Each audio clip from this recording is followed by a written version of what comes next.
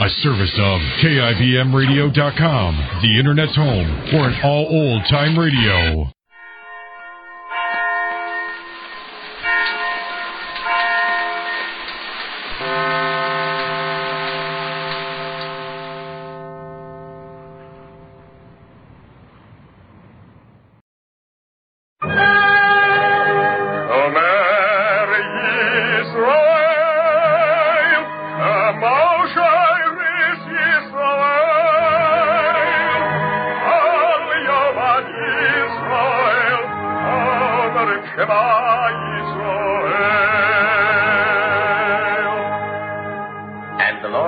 Unto Moses, saying, Command the children of Israel that they bring unto thee pure oil olive, beaten for the light, to cause the lamps to burn continually in the tabernacle of the congregation, and it shall be a statute forever in your generations.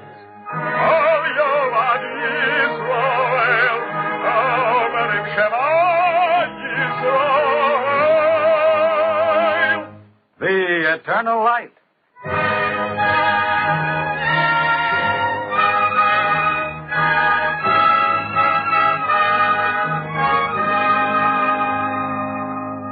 The National Broadcasting Company and its affiliated independent stations make free time available to present The Eternal Light, a program which comes to you under the auspices of the Jewish Theological Seminary of America.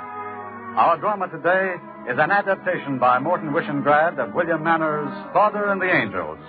Featured as the narrator is Leon Janney. Willie is played by Edwin Bruce, and the role of Father is taken by Edgar Staley.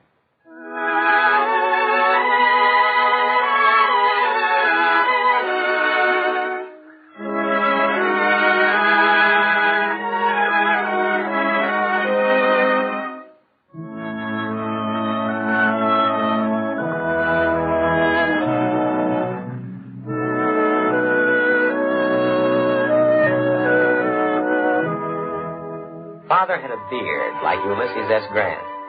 He was short and fat, too. He always wore the kind of tie Abraham Lincoln wore. All through my childhood, I thought of Father in terms of great and heroic men, and with reason, too. In 1913, when I was 10 years old, most of the people of Zanesville, Ohio, where Father was a rabbi, most of the people agreed that Father wasn't just an ordinary man. He had direct contact with God. He was a prophet.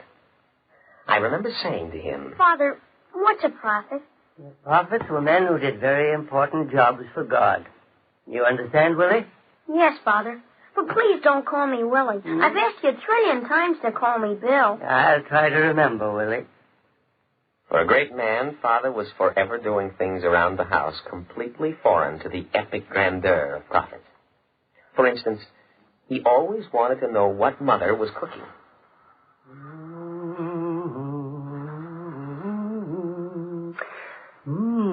What have we here? Cover that pot. You mustn't frighten a man. You're always looking in the pot. I'm hungry. You haven't finished your sermon. Go and finish it. Sermons. Wouldn't you think people would get tired of hearing sermons? That they'd reach the stage where they wouldn't need sermons? Will you get out of my kitchen, or do you want a sermon from me? Come, Willie. Your mother doesn't want us. We shall pay a visit to the horses in the firehouse.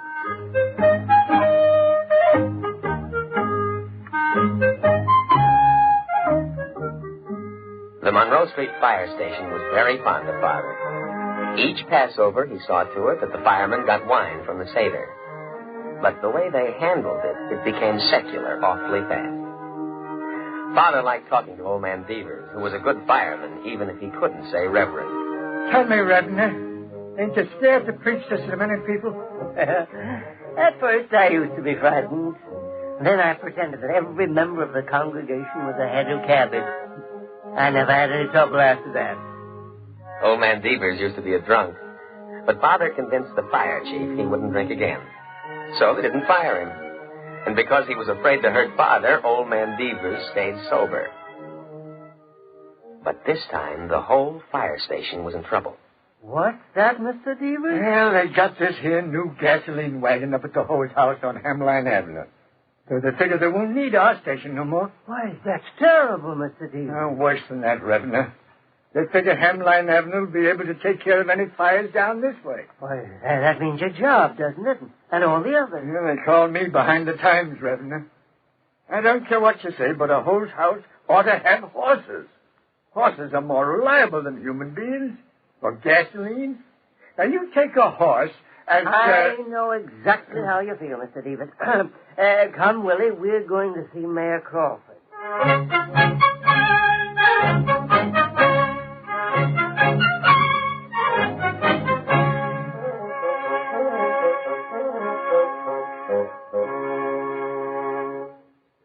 Rabbi, I'm afraid there's nothing I can do. But what's going to happen to Divas? He's old, and what's going to happen to the others? What's going to happen to the horses?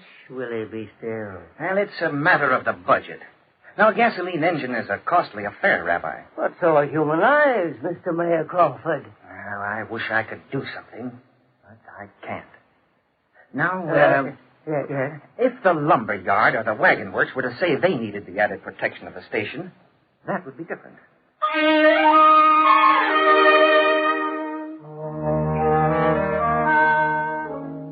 If it hadn't been for that statement of the mayor's about the lumber yard and the wagon works, I would never have thought of setting fire to Jennings' lumber yard.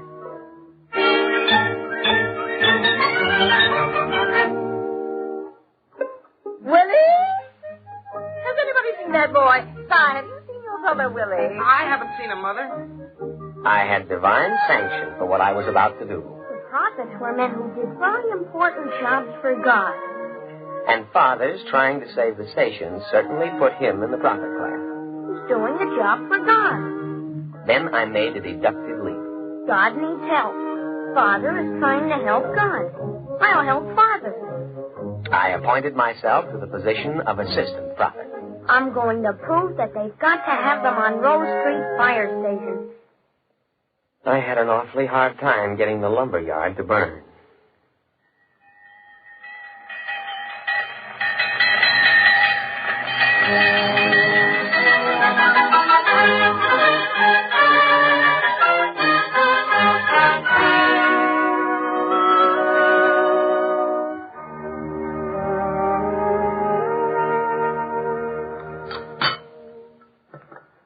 Pass the sugar, please. Thank you. Well, Willie, Yes, Father? that could have been a bad fire last night. Lucky it wasn't. What's the matter, Willie? Fires are usually a source of great pleasure to you. Willie, stop wolfing down your oatmeal. Willie, who gave you permission to leave the table?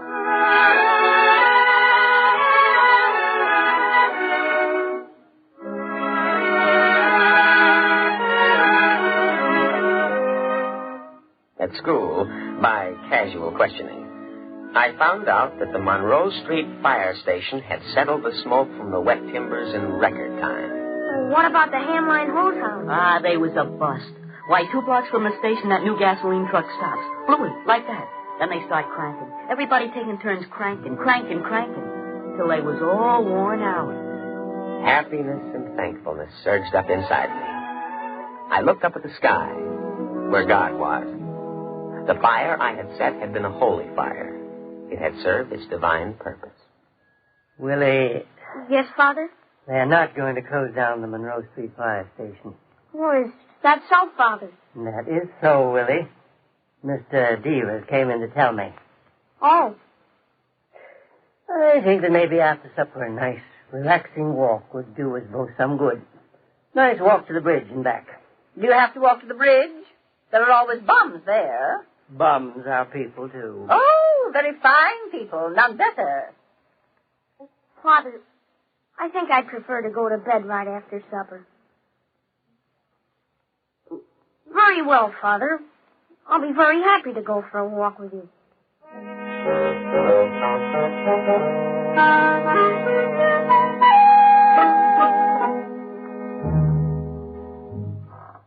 Are you stopping, Father?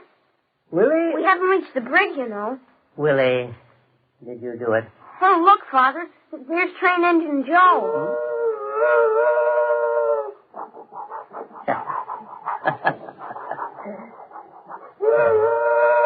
Clear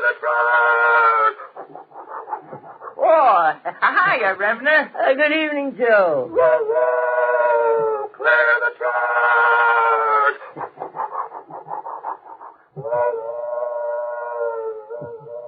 Isn't that wonderful, Father? Everyone in Zanesville knows you.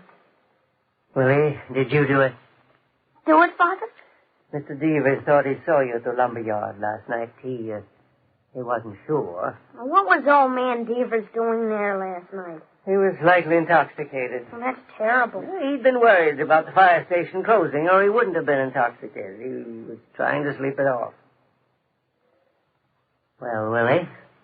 Father, I told you 1 trillion times not to call me Willie.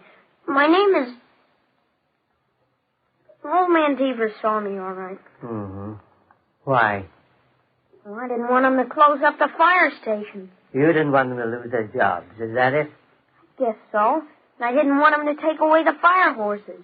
But how about the lumber in Mr. Jennings' lumber yard? Only a few pieces burned. Stuff was wet. I shall go to Mr. Jennings and pay him. Oh, Willie, why didn't you come to me and speak to me about it? I was going to, Father.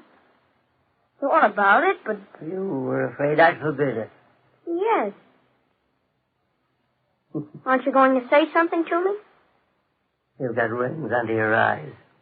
You can give me a whipping if you want to. I'll take my pants down. I don't believe in whippings. Don't you, Father? No, Willie. Then why does it hurt me so much?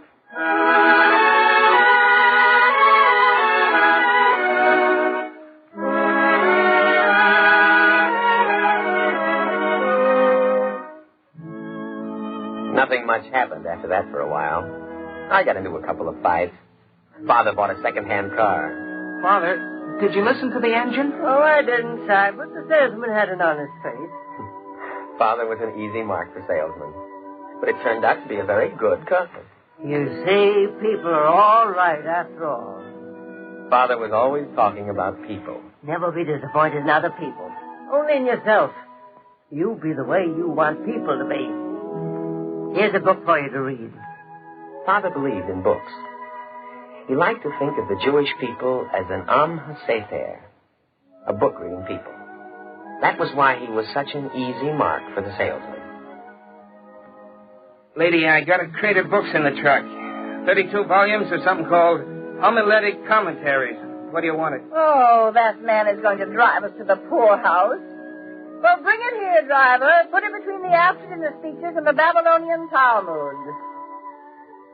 The day I finally fought with Steamboat Fulton because he bullied me, I must have been very tired, because I fell asleep at supper. I felt Father pick me up and put me over his shoulder. He grumbled to Mother. Oh, what will people say? The son of a rabbi beating up other children. Steamboat Fulton is a head taller and much older. Besides, he's a bully. Yeah, he could have hurt Steamboat Fulton. Well, what do you think Steamboat Fulton did to him? Hold him better. You want him to fall? Oh, I suppose I'll have to be carrying him like this until the day he's married. Through a haze, I remember his carrying me upstairs to my bed. He puffed and snorted like a whale. I was getting heavy. I remember waking up while he was undressing me. Go away. You act like I'm a baby. Aren't you? What's a little fight? Talk like I'm a real baby. Willie, you think it's so bad being a baby? Someday you won't think so. Being a baby is as fine as being an apple on a tree. Good night. Then Mother came up. Mother was always scolding me. Wash both your hands, not just one. It was hard to live with Mother. Come, wash your feet in the sink. You'll grow up and live in pool rooms. And that afternoon, when Mother had caught me fighting, she'd hit me with a broom. Now I thought she was going to hit me again. I was standing on the bed in my underwear. I tried to duck, but she swooped me to her. Willie, you're a bad boy. She held me tight. A hot tear hit my collarbone. It came from Mother. It had to, because my collarbone wasn't covered by my underwear.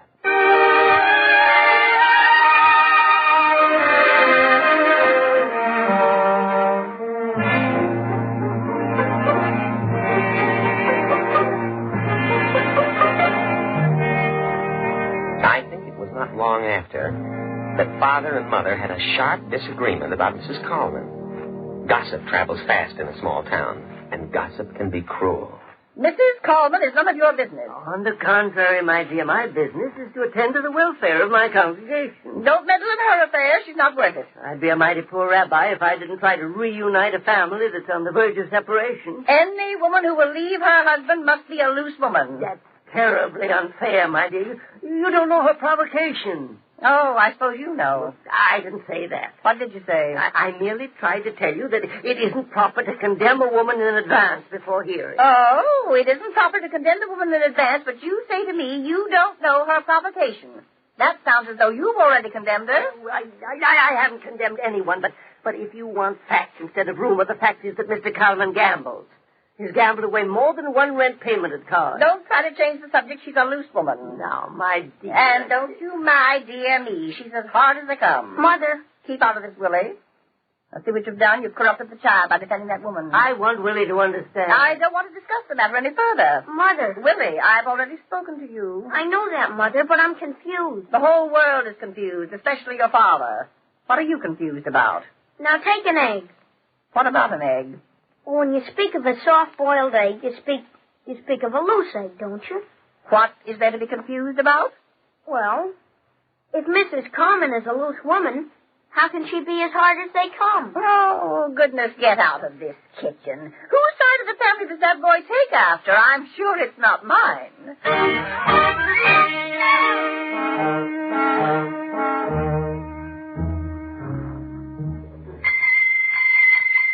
Willie, put your bike down. Yes, Father. Willie, what's the most important thing in the world? Well, I don't know. Peace and understanding. Oh, she'll cool off, Father. She always does. No, I wasn't thinking of your mother. At this moment, your mother is less important than Mrs. Coleman's broken home. Willie, I shall have to see Mrs. Coleman. Must you, Father? Yes, Willie. Have you told Mother? There are certain things we shall not mention to your mother. Well, you know best.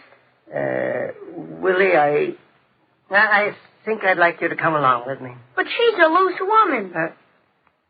I'm sorry. Come along, Willie.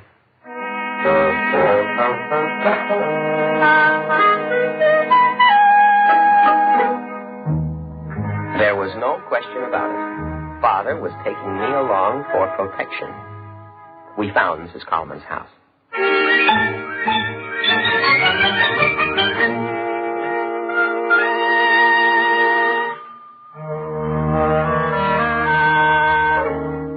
I could see that Father was rather nervous. Oh, I thought it was... Mrs. Coleman was beautiful. She was as beautiful as a princess. She was like something drawn on the cover of a book. She had yellow hair. Won't you come in? Father held my hand. We sat down.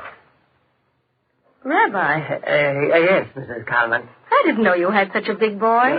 He is very big for his age. Isn't he? He certainly is.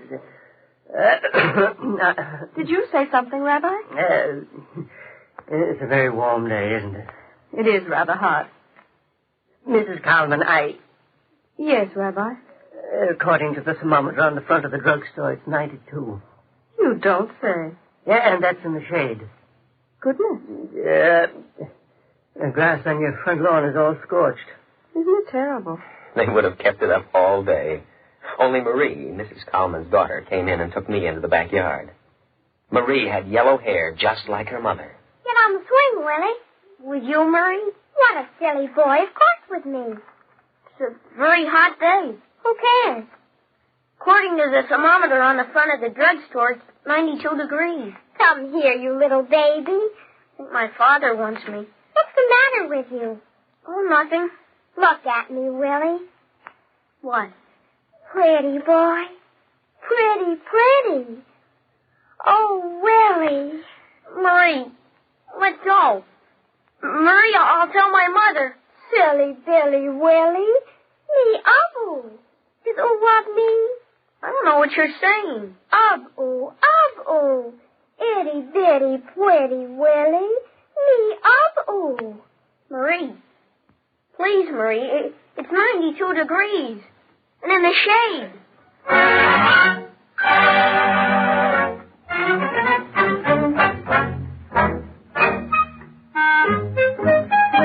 She was Delilah and I was Samson. She was going to snip off my hair. Me up? Oh. I had a terrible thought. Maybe inside the house, Mrs. Coleman was saying, Rabbi, me up. What would Mother say? I had to save Father from a terrible fate. Willie, come back! Where are you running? But Father didn't have to be saved. He was standing near the door. Mrs. Coleman didn't at all look like Delilah. She looked sad and happy at the same time. She had been crying. Rabbi, as long as I live. No, it's all right, Mrs. Coleman. It'll work out. As long as I live, I'll never forget what you've done. No, not at all. But I do want you to understand how appreciative I am. Oh, here's Willie. You have a fine father, Willie. We'd better be going, Willie. Your mother will think the earth has swallowed us. On our way home, he said to me, Mrs. Coleman promised to give Mr. Coleman another chance. Everything will be all right now. Then Mrs. Coleman isn't a loose woman, is she, Father? Mrs. Coleman is an Ashes Heil. What's that, Father? Well, you should know that. You had it in Hebrew school. You think I can remember every old thing?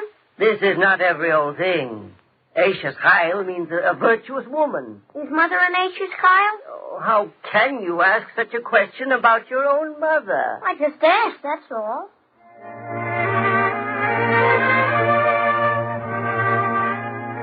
That night, Mother found out about Father and Mrs. Coleman. And furthermore, it was none of your business. I wondered if Father was still so positive that Mother was an Ashes Heil.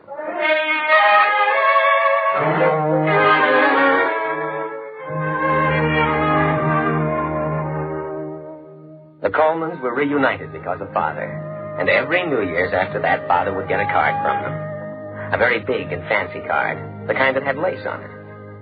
People were always grateful to Father. And Father was always doing whatever he could for people. And I was very proud.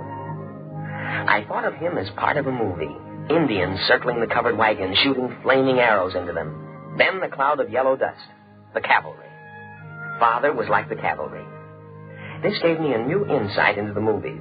I watched the screen very carefully, and suddenly I saw something that made me come out all over in goose pimples. Father, in that movie they were alive. I tell you, they were alive, just like me. They had a father and a mother. They ate, they slept, they played. Things happened to them. I bet they could even tell stories about a school teacher or a fight they had or anything. I suddenly felt very close to everyone, as though they were all my brothers and sisters. If they were sick, I would take care of them. If they were poor, I would be concerned about them.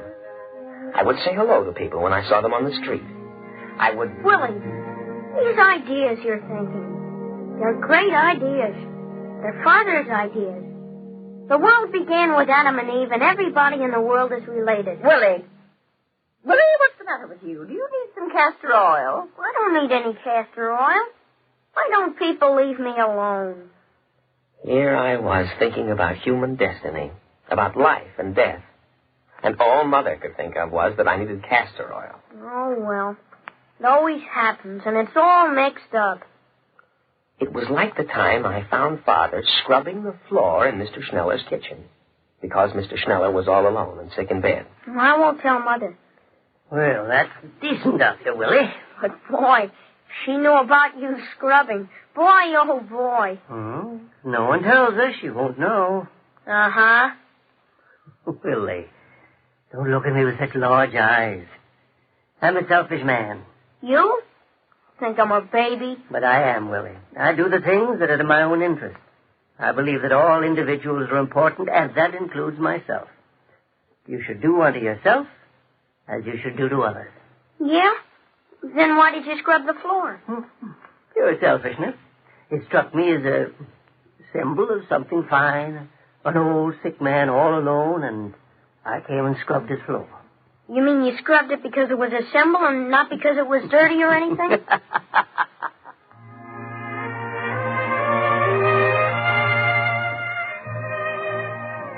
Anybody could clean a dirty floor. But to clean a clean floor, that was another matter.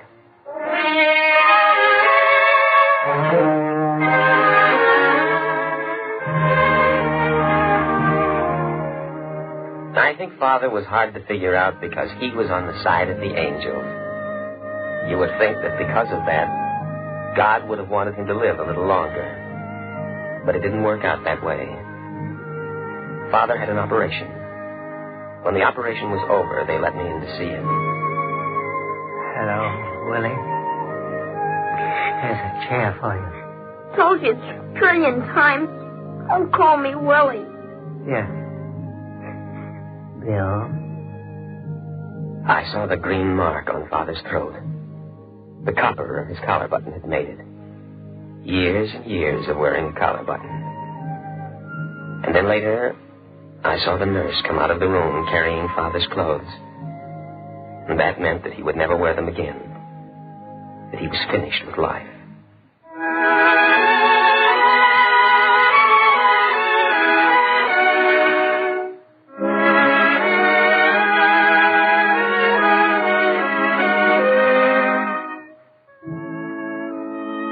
There was a yellow country road I found, and I was walking on it. I lay down on the grass where a robin had been. My ear was in the grass and pressed close to the ground.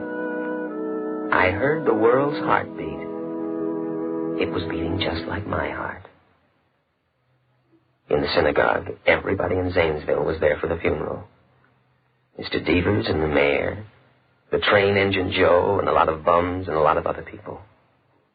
Mrs. Coleman was there, too. And Mrs. Coleman said it. He didn't have a single enemy. After all, how could he? Before you can have an enemy, you have to be an enemy yourself.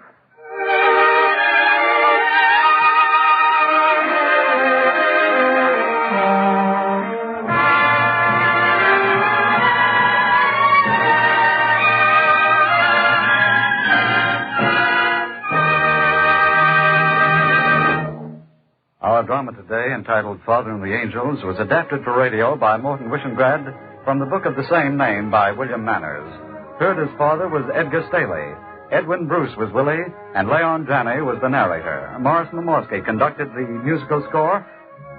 The liturgical introduction was sung by cantor Robert H. Siegel. The entire production was under the direction of Frank Papp. Free time has been made available for the presentation of this program by the National Broadcasting Company and its affiliated independent stations. The Eternal Light is presented under the auspices of the Jewish Theological Seminary of America.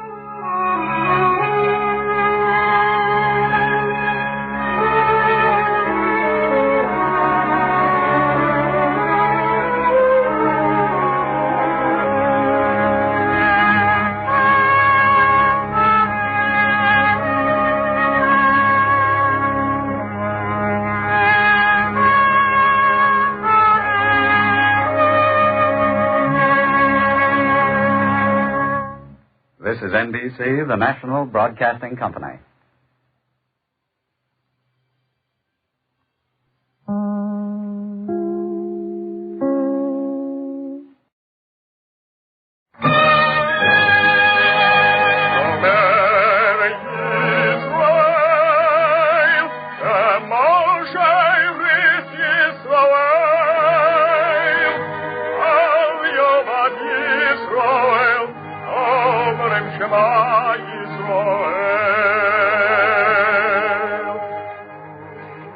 And the Lord spake unto Moses, saying, Command the children of Israel that they bring unto thee pure oil olive, beaten for the light, to cause the lamps to burn continually in the tabernacle of the congregation. And it shall be a statute forever in your generation. All Yehovah Yisrael, Omerem Shema Yisrael. The Eternal Light.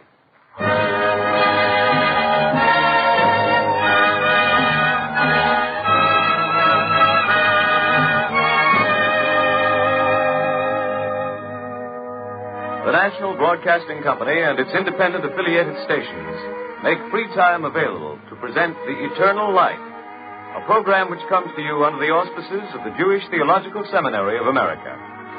Today, which marks the anniversary of the Balfour Declaration, we present The River Jordan an original drama by Irv Tunick, with material drawn from the book entitled The River Jordan by Dr. Nelson Glick, president of Hebrew Union College. Alexander Scourby is featured as the narrator.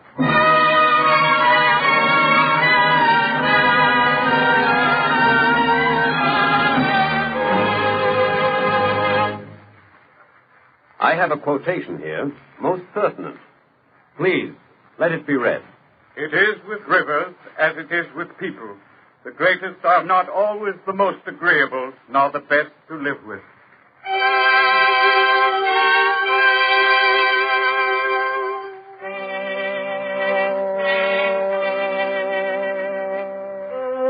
Statistics are easy. The Jordan runs 100 miles from head to toe and meanders once again that distance. Posed against the Mississippi, it is only a mill stream. Against the Amazon, it is only a rill. But in the blaze and glint of history, the Jordan rolls in flood, rinsing the land of Zion.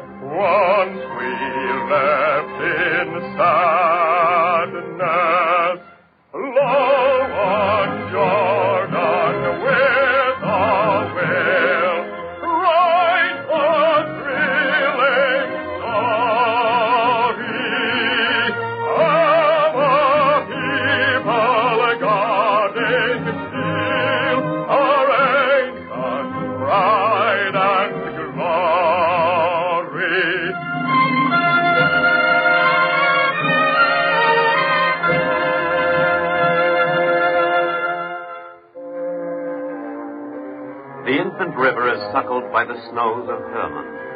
And a tale is told well worth repeating.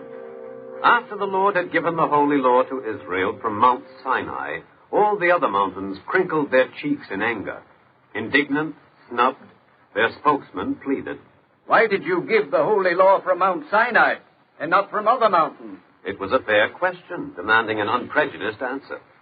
So the Lord commanded the mountains to set themselves in orderly rows, so that he could hear each one's plaint in order. With much tumbling and rumbling, and a good bit of grumbling, the mountains came to order. Morah, Ebal, Ephraim, Gerizim, Nebo, each in turn complaining. Last of all, a small, lowly hill approached the throne. The Lord asked, "What is thy name?" "My name is Hermon. Why did you not give the Torah from me? At the borders of the Holy Land am I. From my feet flow the fountains of Jordan, which is so dear to you. Why was the Torah not given from me?" And the Lord smiled, and summer was everywhere. And then he said, "Verily it would have been fitting that the holy law should be given from you. But since it was not, I give you another gift. I shall make you loftier than all the mountains of the land, and upon your highest portions shall eternal snow rest. And all the mountains shall envy you."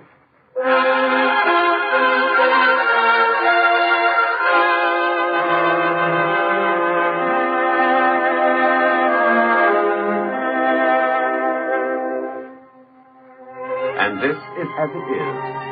Hermon stands above the floor of Zion like a food-laden table on Shabbat, covered with a spotless cloth of eternal snow, with sunbeams for candelabra and cool springs for wine.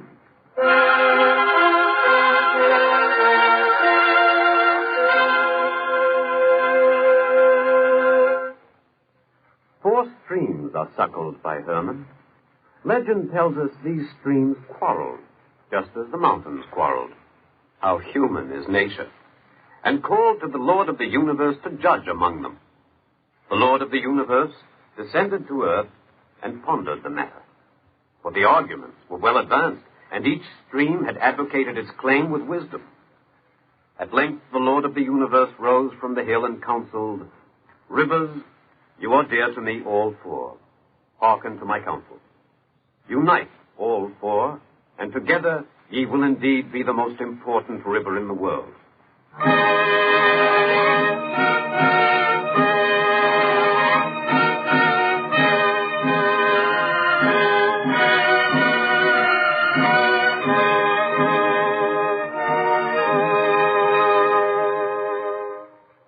And this was done, and the rivers clasped each other so firmly that none could tell their streams apart.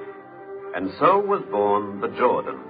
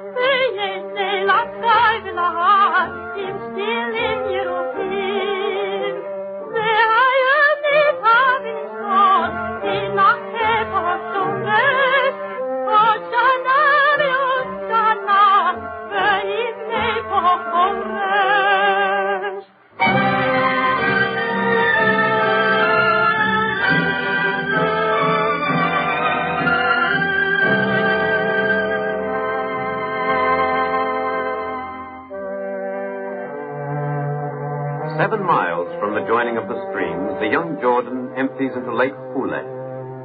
What have we here? Strange animals have come to Hule.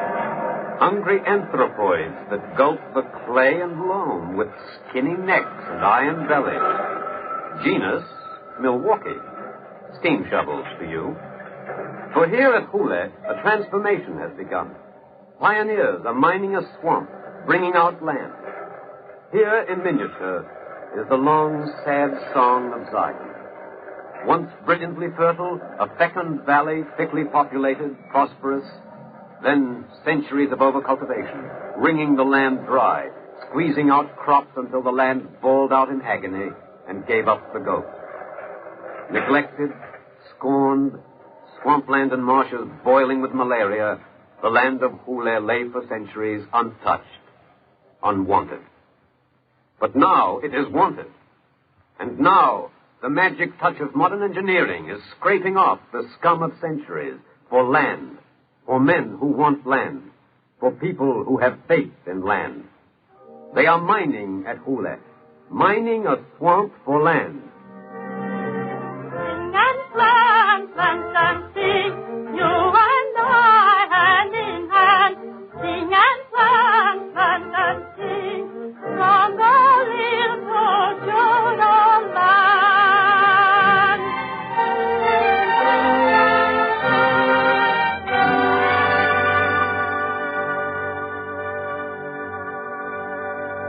Beyond Hule, the Jordan sinks below sea level. Quite softly, as though on tiptoe, it enters Galilee, the fabulous Sea of Kinneret. Studding its shores like a necklace of emeralds are kibbutzim, Jewish communal villages, outposts of faith in the wilderness. Here is Daganya, the first of all, and still one of the greatest. Daganya, smelling sweet of new-cut hay, lush with the wonderful green of young wheat and barley.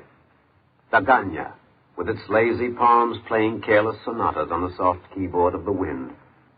Daganya, where sweat-streaked workers pause to throw you a smile and then lean forward to the earth. Listen, there was a time when this pastoral was gloom and danger, when the night stabbed death to lonely watchmen, and men plowed the fields with one hand guiding a mule and the other patting a gun. 10 men and 2 women came to the Jordan 27 years ago. They came with deep dreams and flowing hope and little else. For shelter, a mud brick hut that sucked in the rain and hoarded the heat. They shared danger and profit alike. Moshe Barsky, still to celebrate his 19th birthday, was one of these pioneers. Everybody loved Moshe. He was so warm to be with, so good to know. Moshe loved mules. Sounds funny, I know, but Moshe loved mules. That's that. And Moshe always said, in case it should happen, I don't say it will, but in case sometimes I'm out alone plowing with my mule and robbers come up, they start shooting at me, what do? First thing, before even I shoot back, I unhitch the mule and send him back. It's what a man should do. You can always get another man, but a mule, that costs money. The others smiled as they listened. Joseph Bustle with his everlasting pipe that was never lit. Aaron Gordon, who shoveled manure and wrote philosophy with equal talent. Yitzchak Ben Yaakov, plowman and pilot. They smiled at Moshe with tolerance and wise nods. Then one night, Moshe rode off to the village to fetch a doctor. Moshe always volunteered. It had to be Moshe. Midnight. And the watchman called, Up! Get up! Everybody up! Everybody, quickly! Get up! Up! What is it? What's the matter? Moshe's mule. It's come back. And alone.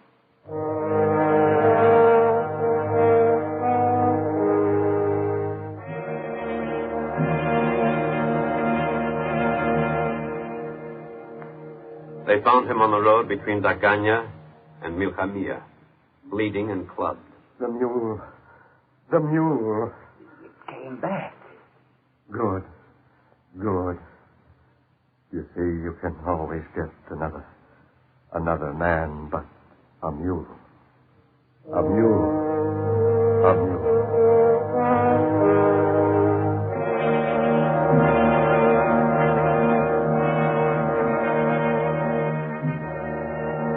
So now there was a little mound of new-torn earth at Daganya, hot and baked dull brown, and a letter with sad news.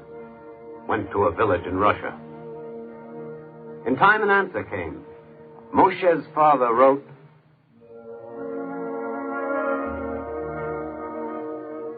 Dear friends of Daganya, I have received your precious letter.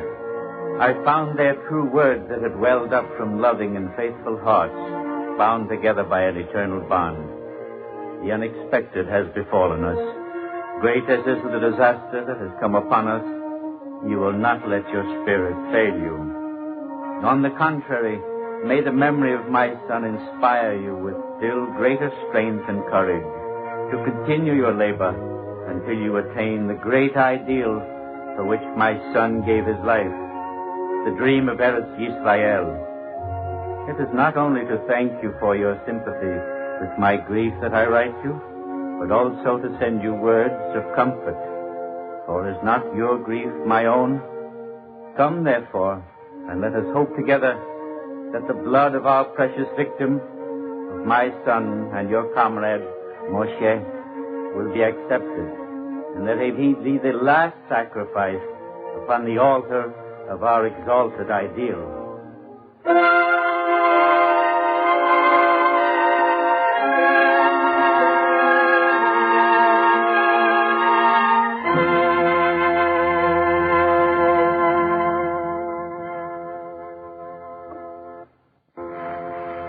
Months later, on the dust-deep road that wound on from Tiberias, a small, thin figure walked swiftly. His pants were patched with the dirt of travel, and his eyes were tired. When he came to the watchman, he stopped and looked at the new-cut fields around him. Is this Daganya? Yes. Who are you? My name is Barsky. Barsky? Solomon Barsky. I'm Moshe's younger brother. My father sent me here to take his place.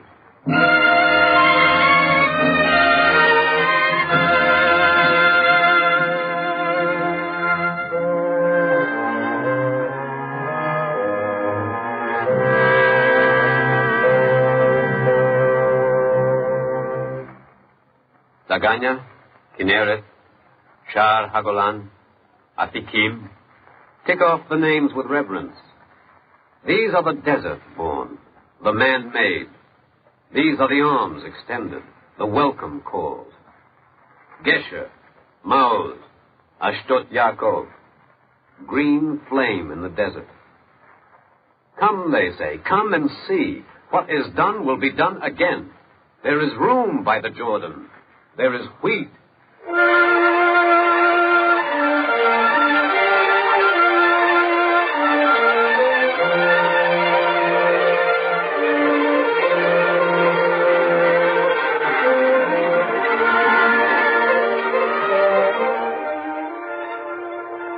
Below Galilee, the Jordan digs deeper into the soil. No longer silver. Its sheen is gone now, and the stream is burnt brown and churning, like apple butter in the making. Whirlpools, rapids, water like emery scraping its shores, dragging rich topsoil into its turbulence. 6 miles below Daganya, the Jordan meets the Yarmouk, and power.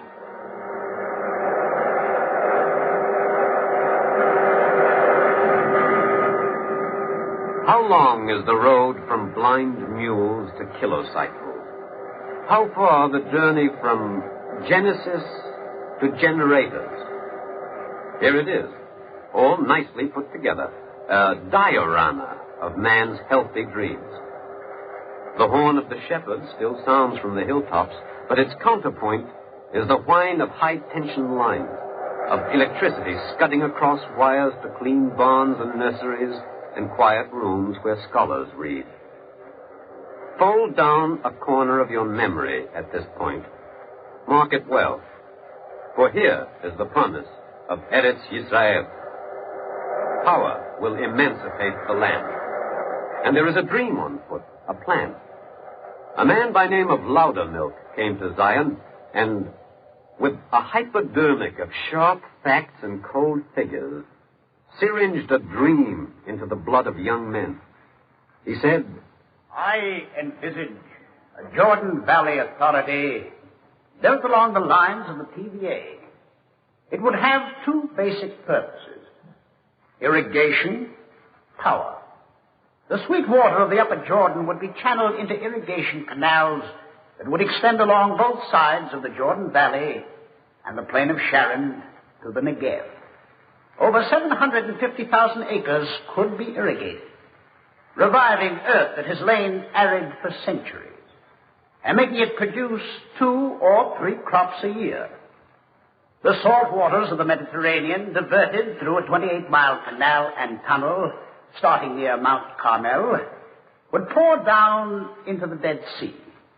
Nearly 1 billion kilowatt hours of cheap electric energy would finally be available in the Jordan Valley Authority. There is not a single engineering barrier to this project.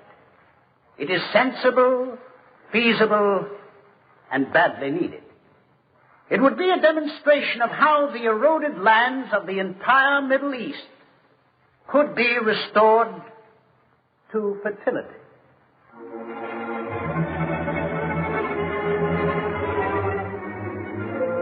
And so, leaning on tilted drawing boards in Tel Aviv, under fluorescent lights in Jerusalem, the young engineers of Zion are tracing lines, computing stresses and strains, sketching, drafting, dreaming, believing, waiting, waiting.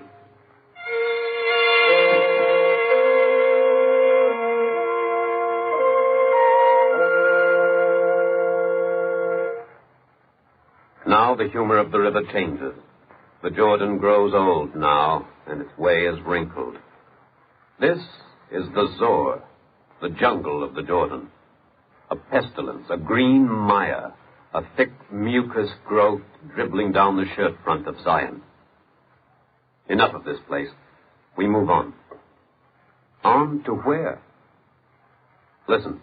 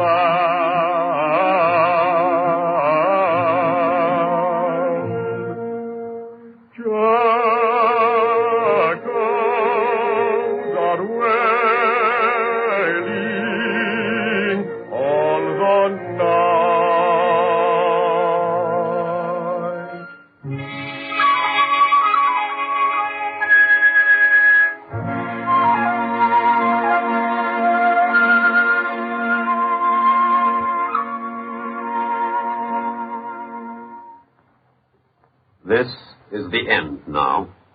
The Dead Sea, the toenail of the Jordan. But look about you. These hills, are they familiar? Do you see them with the annoyance of having seen them all before, but not knowing when?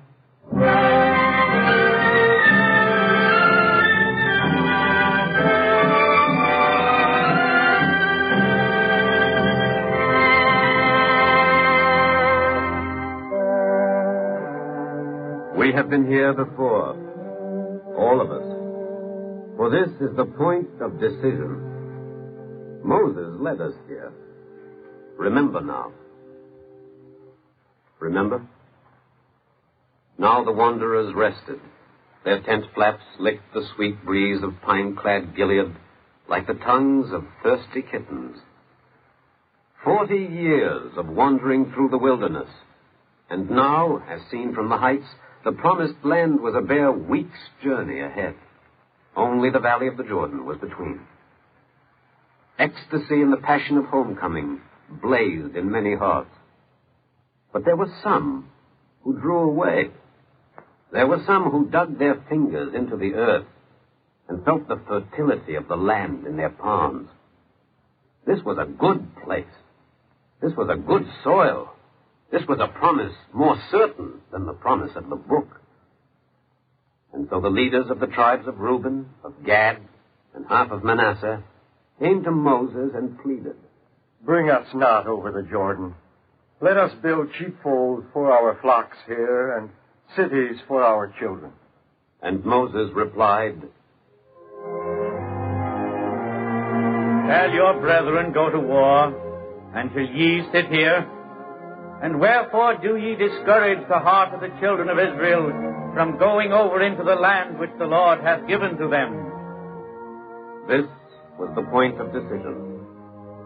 Here, on these hills, the dream faltered, stumbled, then caught its balance, and went on over the Jordan.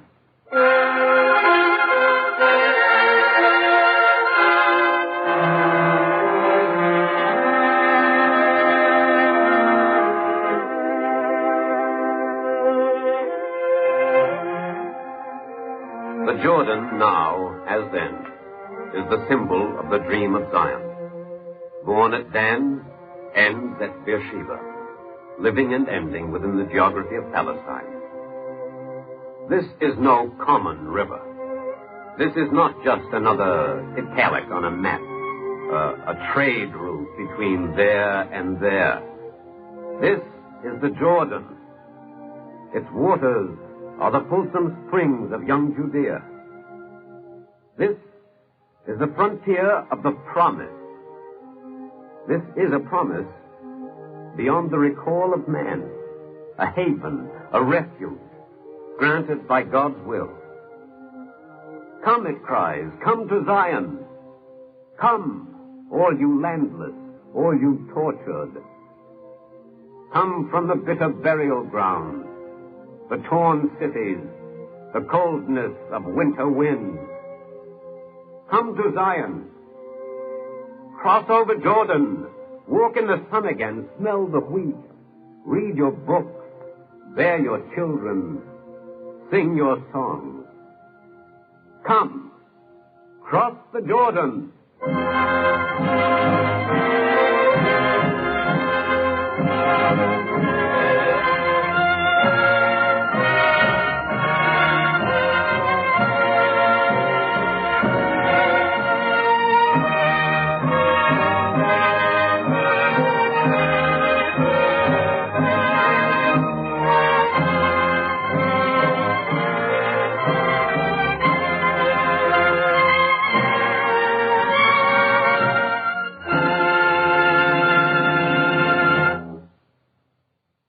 Eternal Light drama today, The River Jordan, was written by Irv Tunick, with material drawn from the book entitled The River Jordan by Dr. Nelson Glick, President of Hebrew Union College, and marked the anniversary of the Balfour Declaration. The original music was arranged by Morris Mamorsky and conducted by Milton Caden. Featured as narrator was Alexander Scourby. Cantor Robert H. Siegel sang the liturgical introduction. Traditional melodies were sung by Hadassah Kohler.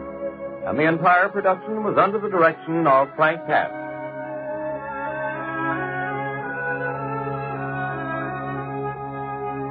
Free time has been given by the National Broadcasting Company and its affiliated independent stations to present this program in cooperation with the Jewish Theological Seminary of America.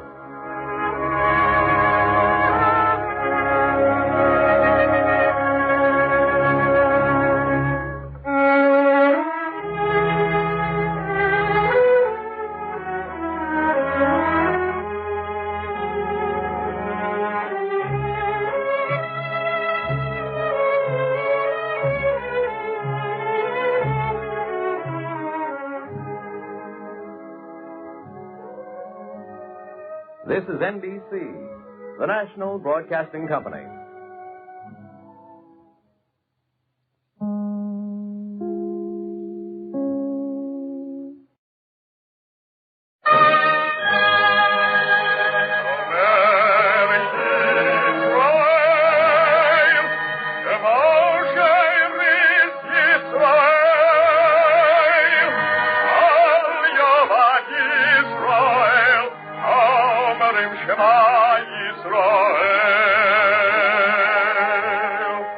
And the Lord spake unto Moses, saying, Command the children of Israel that they bring unto thee pure oil olive, beaten for the light, to cause the lamps to burn continually in the tabernacle of the congregation. And it shall be a statute forever in your generations.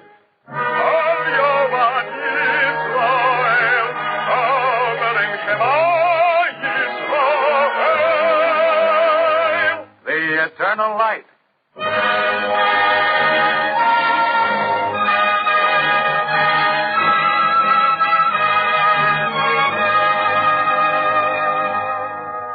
The National Broadcasting Company and its independent affiliated stations make free time available to present The Eternal Light, a program which comes to you under the auspices of the Jewish Theological Seminary of America.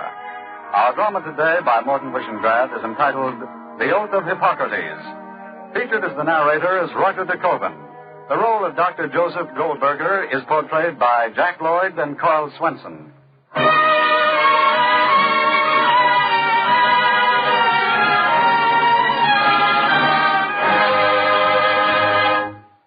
The words may be found in any Italian dictionary.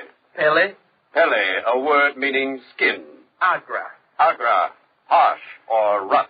Pele? Agra. Rough skin. Pellagra, a scourge of the human race.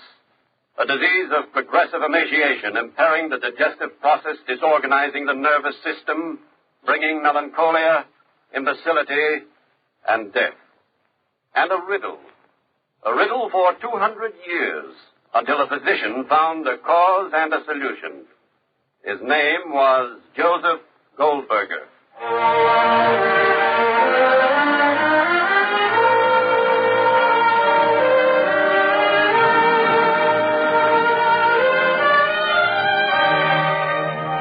What are the origins of a hero? From what source does he derive his strength? He was an immigrant boy, the son of immigrants. He spent his youth in the slums of the Lower East Side of New York. And in his father's little grocery store on Pitt Street in the year 1892, young Joseph Goldberger waited to take a step toward immortality, while his father said, A quarter of a pound of pot cheese, Mrs. Melnick. What else, please? Papa. Excuse me, Mrs. Melnick. Joseph, I am waiting on a customer. A measure of sour cream, and that's all. Joseph, please, a measure of sour cream for Mrs. Oh, Melnick. here, I brought a glass, Joseph. Thank you. Papa, I want to tell you, I'm not going back to engineering school. Oh, excuse me, Mr. Goldberger. Could I also have 5 cents worth of black olives? Just a moment, Mrs. Melnick. What do you mean you're not going back to engineering school? I've decided to become a doctor. You're spilling the sour cream. I want to enter Bellevue. That's 23 cents, Mrs. Melnick. Mr. Goldberger, can you trust me today? My husband says they'll be working the shop next week. Joseph, write down 23 cents for Mrs. Melnick. Put it in the book. Yes, Papa. It's very warm for April, isn't it? Spoils the cloak season. Goodbye. Come again, Mrs. Melnick. What do you mean you're not going back to engineering school? I prefer medicine, Papa. It's a fine time to decide after 2 years at City College. I've just changed my mind, that's all. Fine. Everybody will work 18 hours a day in the store so that you can change your mind every 2 years. I don't think I'll change my mind again. A fine recommendation. Papa, I want to help people. Ooh, you're starting with that again. Papa, I want to help people. I want to build bridges. I want to dig tunnels. I want to put up wonderful buildings. This is different. It's the human body. That's a structure, too, Papa. Maybe the people in the buildings are more important than the buildings. You'll have to talk to your mother. Thanks, Papa. Now, I haven't committed myself. So you talk to Mama. If Mama's crazy enough to say yes, I'll be crazy, too. I won't say no.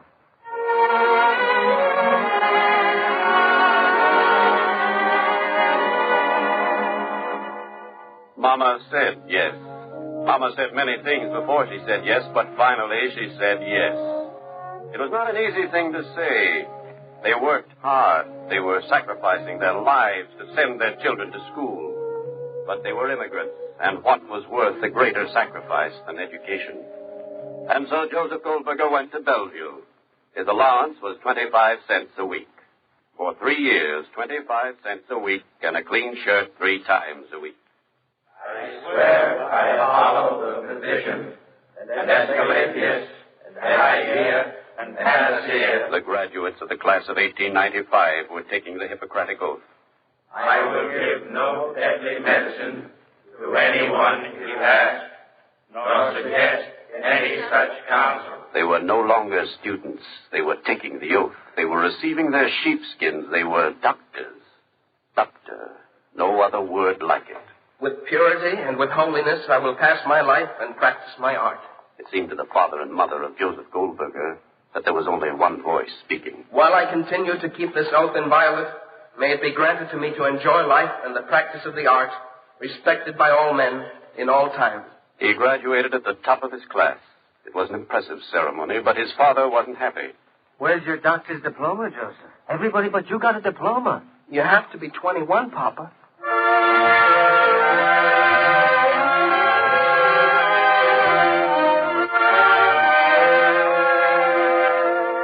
He received his diploma while he was completing his internship at Bellevue. He was the baby of the staff, but he towered above his older associates. There was something about Joseph Goldberger, something unique. It was not unnoticed. Flattering offers came to him. I'm grateful, sir, but I don't believe I want to enter private practice. I want to study bacteriology. He spent his spare time glued to a microscope.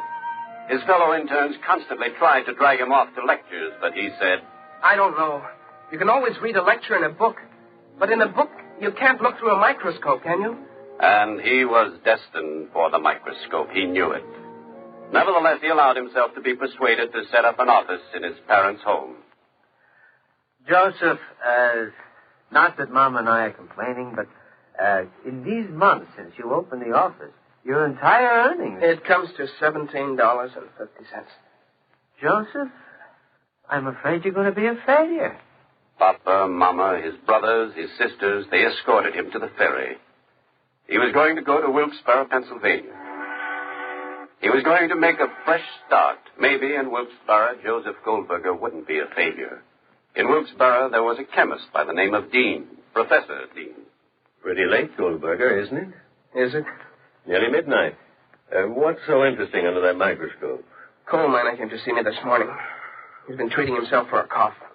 Look. What is it? The tubercle bacillus. I suspect he's also got silicosis. They all have. Goldberger, how much did that miner pay you? He isn't working just now. Suppose he does go back to work, and that's doubtful. What are you going to charge him? $1. Maybe 50 cents. Maybe nothing. I suppose I'm a fool. Why don't you send bills out to your patients? I'm a doctor, not a bookkeeper. Well, there's nothing indecent about accepting a fee for a service. But they're sick people. It means they're not working. They're worrying because they're spending their savings. It makes them sicker.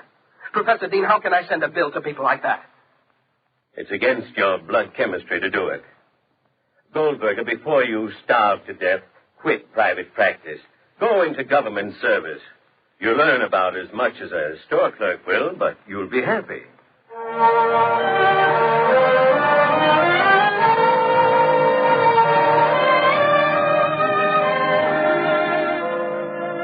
He took the competitive examination for the United States Public Health Service, then known as the United States Marine Hospital Service. When the results were posted, he stood first on the list. Congratulations, Goldberger. I'll help you pack. The salary was $1,600 a year, with very little, but he didn't have to submit bills to patients.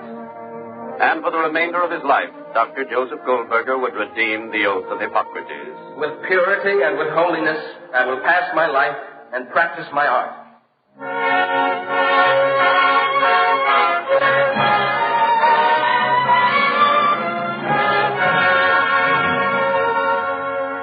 He grew older. The softness had gone from him.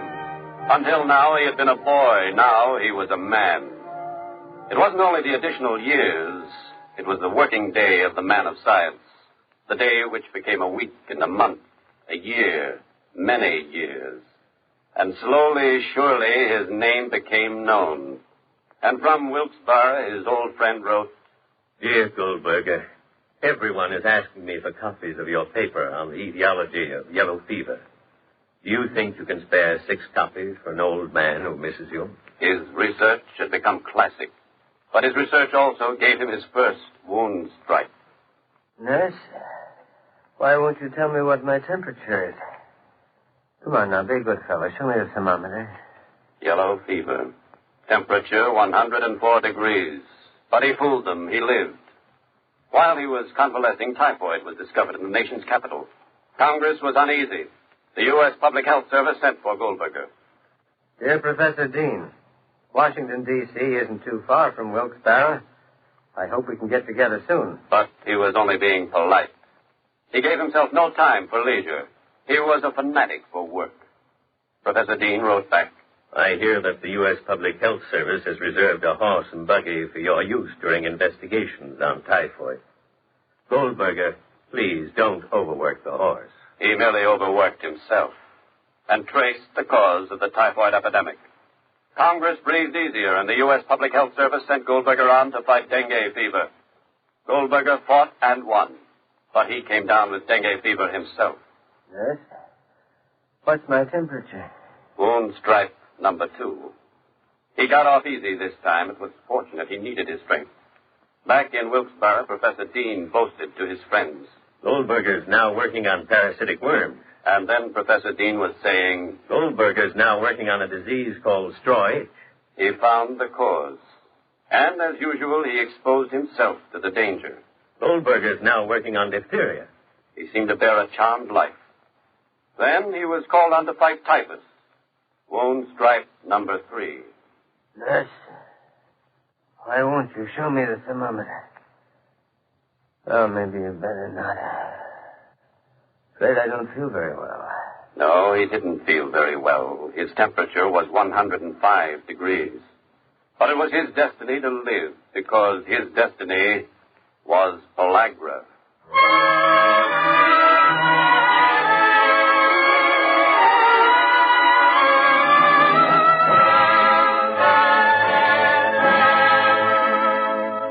It was 1914. This was happening in many places throughout the South. Doc, the rash went away, but these rough spots are left. It was widespread. Congress was worrying. I got headache, Doc, all the time. All over the South. Congress worried enough to appropriate $80,000 for an investigation. My tongue feels like it's scalded. Doc, how long? You can tell me. My brother Jeff went crazy. They took him away. I hear he's dead now. Well, you can always say that for the South. When a man ain't got nothing else to do, he can always die.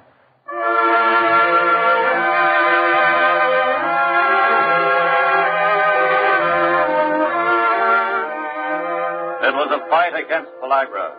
The Surgeon General of the United States said, Dr. Goldberger, you're in charge. We've tried to beat pellagra for 200 years, but we don't know a thing. Deep in the pellagra belt, there was a government experimental hospital. The doctors there will tell you pellagra is an infectious disease caused by an unknown microorganism. Goldberger nodded. He went to the railroad depot. A coach ticket for Spartanburg, South Carolina. One way, please. In Spartanburg, the doctors were nonplussed.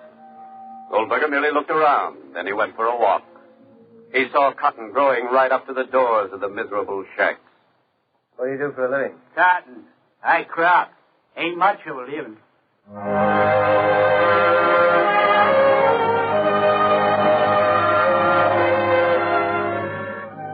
He was no cold-blooded investigator. He had come as a boy of 7 from Hungary.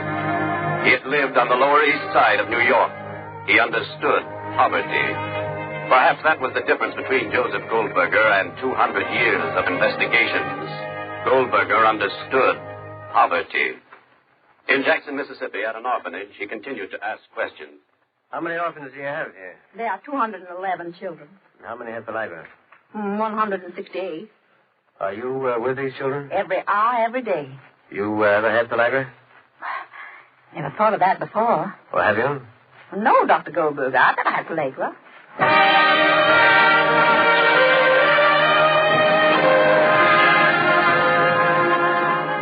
He watched everything. He questioned everyone. He made hundreds of notes. He took nothing for granted. Dr. Willits, I want you to collect data at the Georgia State Asylum. Dr. Waring, you go to Jackson. Watch that orphanage. He himself went to asylums in Virginia, Alabama, Florida, Kentucky. He took nothing for granted. He wanted to see for himself with his own eyes. Have any employees ever contracted pellagra? No, sir. Yet you insist that pellagra is communicable? I do, Doctor. He shook his head. He asked his staff questions. Why don't the employees get the disease? It preyed on his mind. In Jackson, Mississippi, Dr. Goldberger made another observation.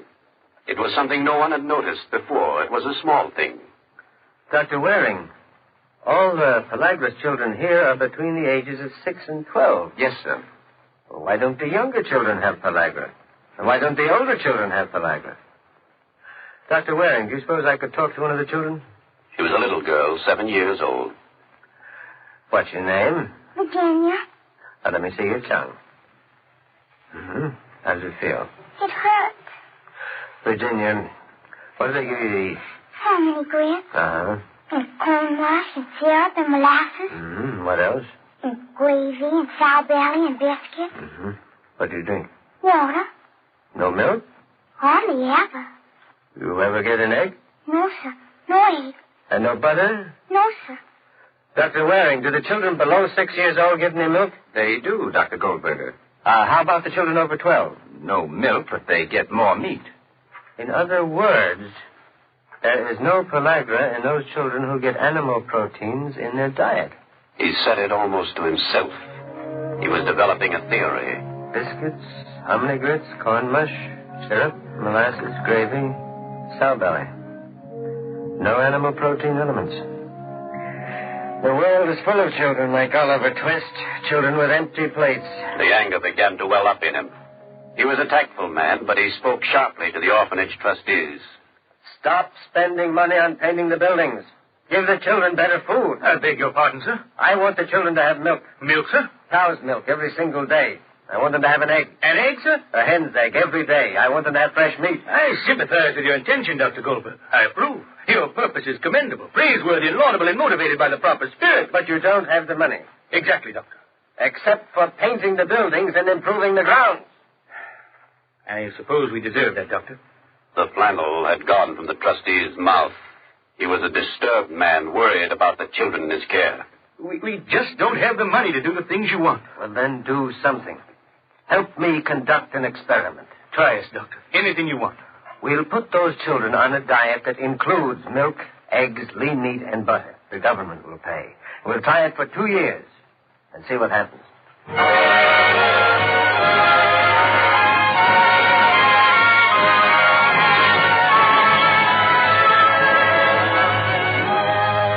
Beginning in September 1914, there was a small revolution in the world of a little orphanage in Jackson, Mississippi. Eat it, Virginia. It's an egg. He's good, ma'am. There was meat on the table 4 days a week. Eat like a little lady, Virginia. Stop up the gravy. Yes, ma'am. 14 ounces of milk a day for Virginia, 1 egg, Lean meat 4 times a week. The color's better wearing. Virginia, show Dr. Goldberger your tongue. Very good, little girl. Go out and play.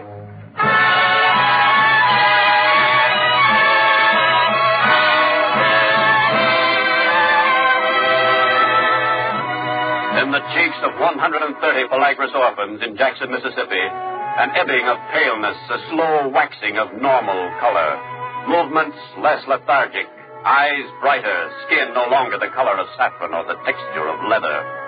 Dr. Joseph Goldberger was not an impulsive man. He continued his observations. He was ready now for the next step. He went to see the governor of the state of Mississippi.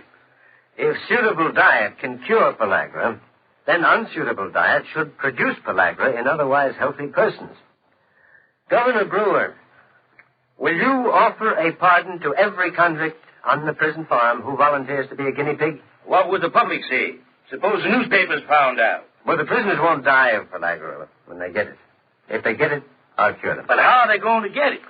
For 6 months, they'll eat nothing but biscuits, mush, grits, cornbread, cabbage, rice, and sweet potatoes. All they can eat. And that'll give them pellagra? It will, if I'm right. How many convicts do you need? 12 will do. All right, Dr. Goldberger. I'll talk to the state's attorney first. There's some legal aspects we'll have to iron out.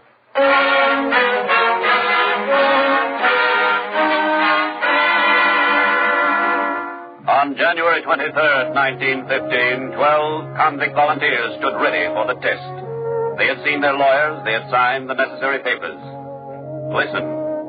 These are the benefactors of society. 2 murderers, 3 highwaymen, 2 forgers, an embezzler, 4 lesser thieves. 8 miles east of Jackson, they went into a special camp within the 3,200-acre prison farm. You men owe something to society. I think that's why you volunteered. You and I know that we're trying to fight death. We're trying to show that poverty is the enemy, that the crime is not having enough to eat. And maybe that's why some of you went to prison. Just pass the hominy grits, Doctor. Pellagra don't scare us.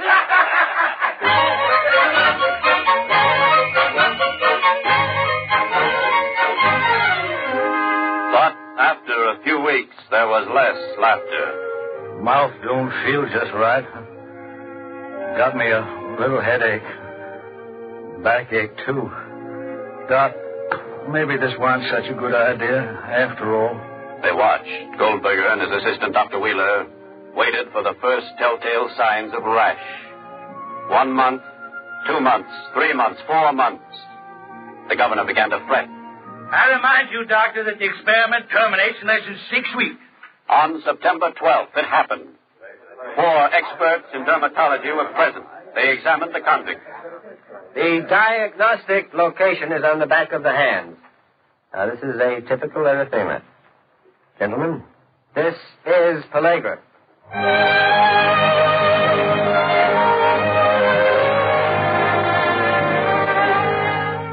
Near Jackson, Mississippi, in the late summer of 1915, 12 convicted criminals were pardoned. But there were millions who had been equally doomed, who were also waiting for pardon. They invited Goldberger to lecture. Decent wages come first. The lower the economic status, the greater the sacrifice in animal protein foods. If food prices go up, you will have pellagra among the poor. The doctor was meddling. The public health officer of South Carolina didn't like it. Moreover, he was not convinced that pellagra was a deficiency disease. Pellagra is a communicable disease. My belief is backed by research done by good American citizens.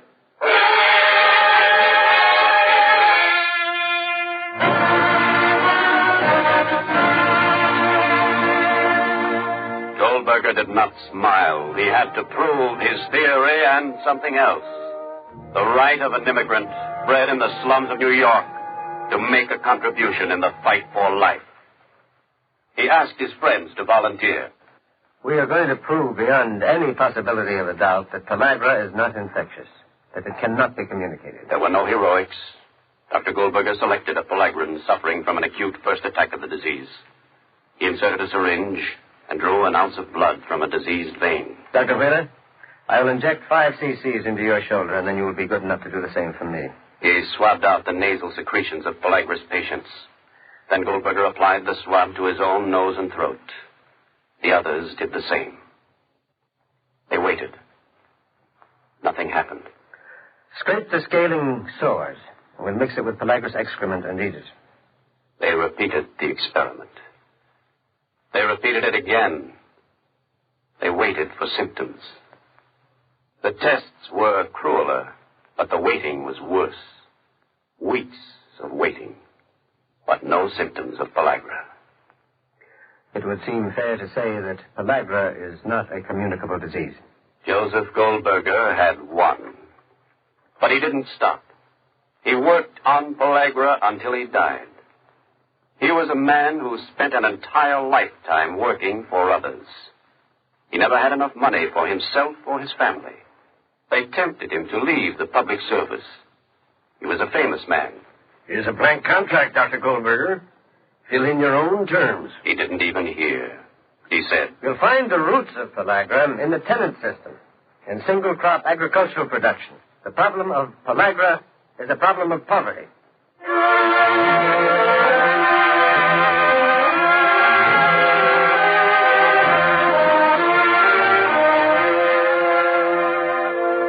In the early morning of January 17th, 1919, Joseph Goldberger died of cancer in the Washington Naval Hospital. And on the banks of the Potomac, Rabbi Abram Simon said to a nation of mourners, United States Public Health Service mourns a man who lent honor to its service. Heroism on the battlefield is easily dramatized. This is the heroism of peace. And Rabbi Simon spoke the prayer of the Hebrew burial service. Go thou to the end, repose in peace, and rise again to life. No more thy sun sets, neither wanes thy noon. The Lord shall be thine everlasting light. Thy days of mourning shall be at an end.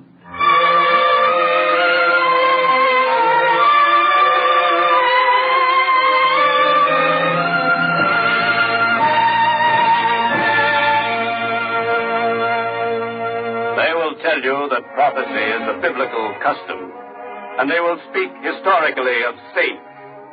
But not all righteousness is in the past.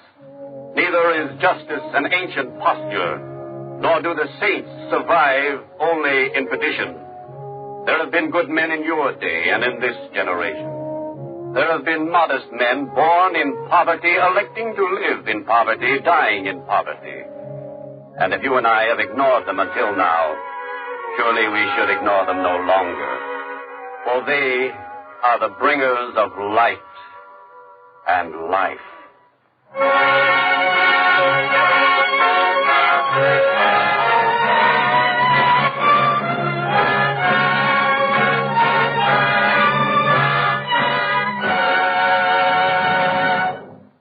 Our dramatization today was written by Morton Wishengrad and was based upon the biography Trail to Light by Robert P. Parsons.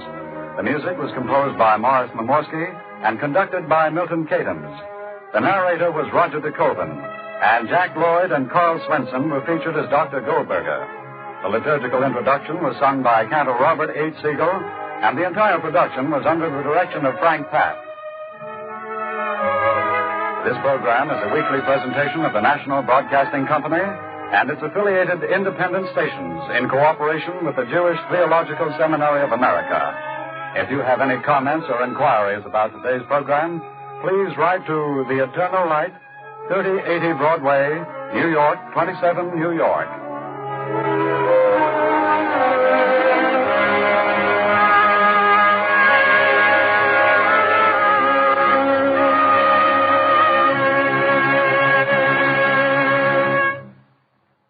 This is NBC, the National Broadcasting Company.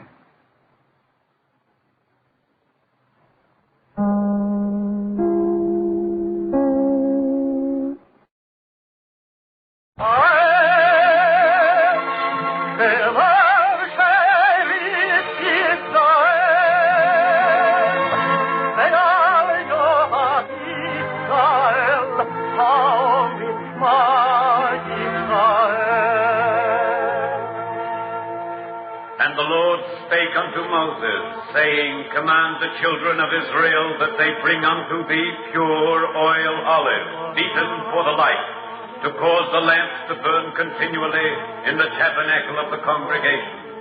And it shall be a statute forever in your generations.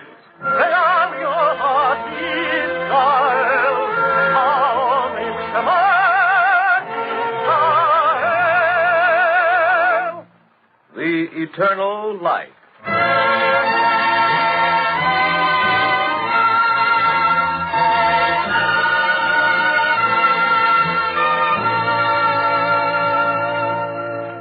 The National Broadcasting Company and its affiliated independent stations make free time available to present The Eternal Life, a program which comes to you under the auspices of the Jewish Theological Seminary of America.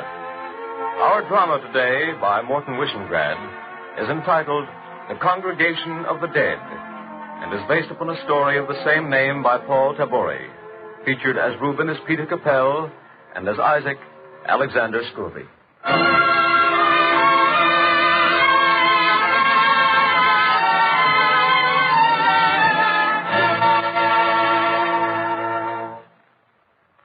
From Anzio and Okinawa, the ships bring home the dead. For them, the day of armistice is eternity. The prayers are spoken, the bugles sound, and for a second time the living bury the dead. We bring you now an ancient parable for a modern incident.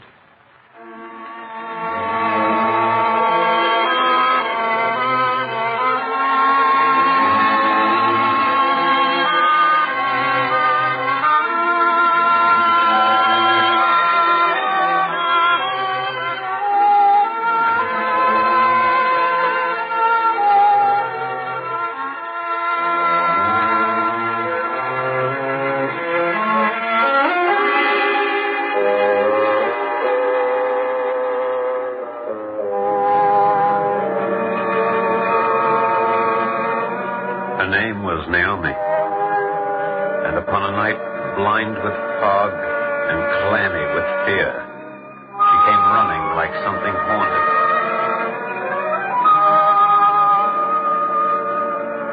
I was deep in sleep, suspended between the living and the dead, when I heard her call my name. Isaac!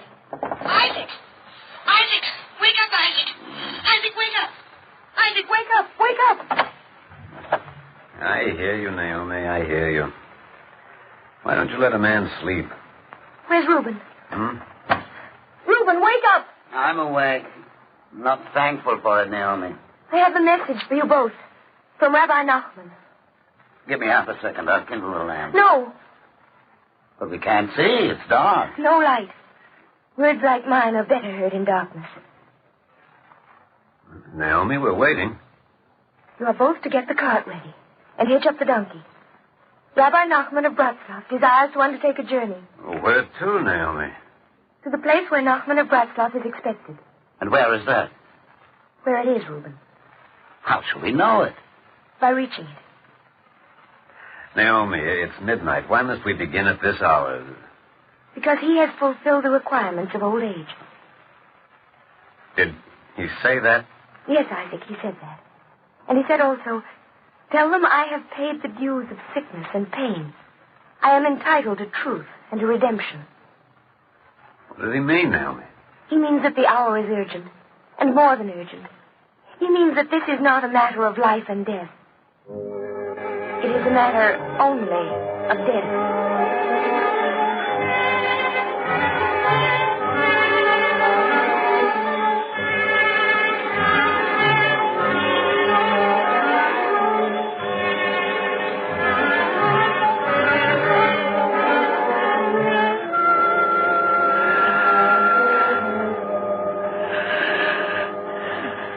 Nachman. Rabbi Nachman, it is I, Reuben. It is I, Reuben, your disciple. He is beyond hearing. Isaac, take him by the legs. Reuben, lift him. I shall hold the door for you. We can't, Naomi. Why not? Isaac, why can't you take him? A man should die in his own bed. Why? Because Because of compassion for the dying. Why? Don't press me. I don't know why. It's what I feel. Listen to the way he breathes. You are men, and yet you are children. You respect death. It is life you should respect. Is Nachman of Bratslav the only one in the world who breathes like this? Is he the only one to come to the end of pain? Are there no women in childbirth upon the earth? Are there no children swollen with hunger? Take him. He gave us his desire that you take him unto a place where he is expected. I shall hold open the door.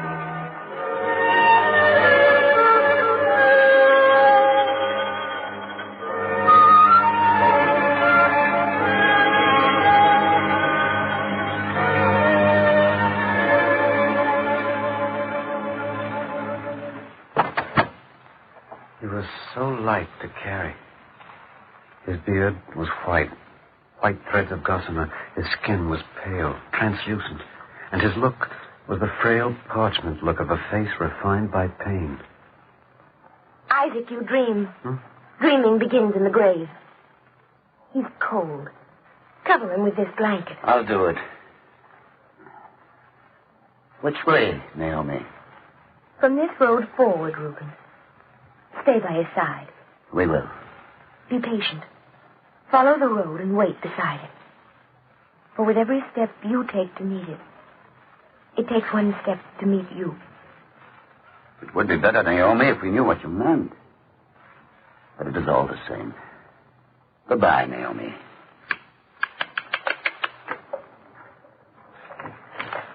The night was suffocated with fog and blacker than a coffin. The moon was extinguished forever, and no star remembered us. The house was gone, the street, the city. And we entered upon the road.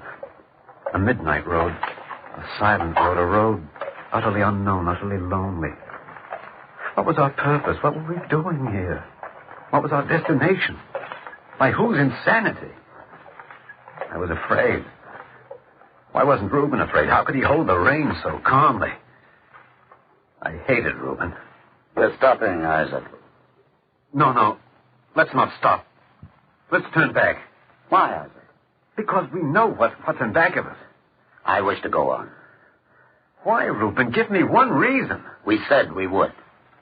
Besides, we don't know what's in front of us. You feel the air, Isaac? It will rain soon.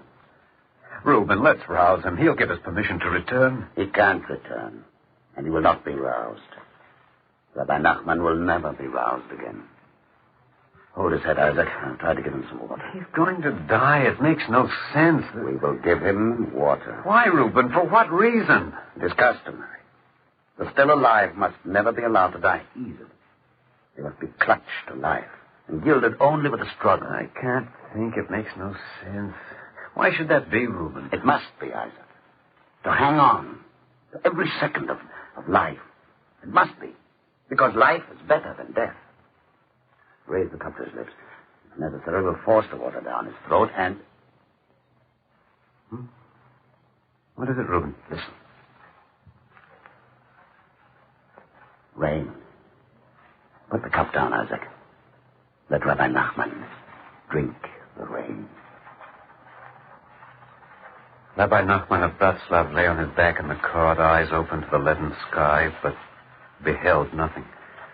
There was vision left, but no sight. His lips parted, and the raindrops found a way between them and quieted the fever in his mouth and eased the rattle in his throat. The rain was a benison upon him. Wait there with him, Isaac. I will be back soon. Reuben, don't leave me. He has only one blanket. You'll be racked by chills in a little while. There was a light back there, perhaps a house and people. Isaac, wait for me.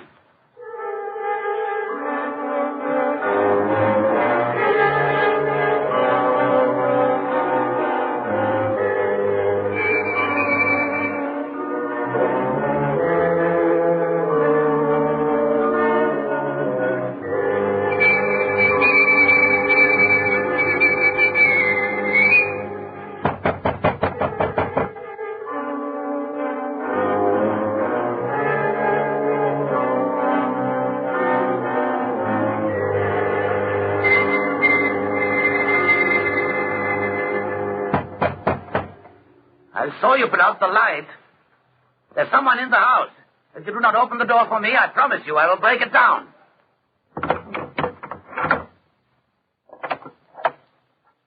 What do you want?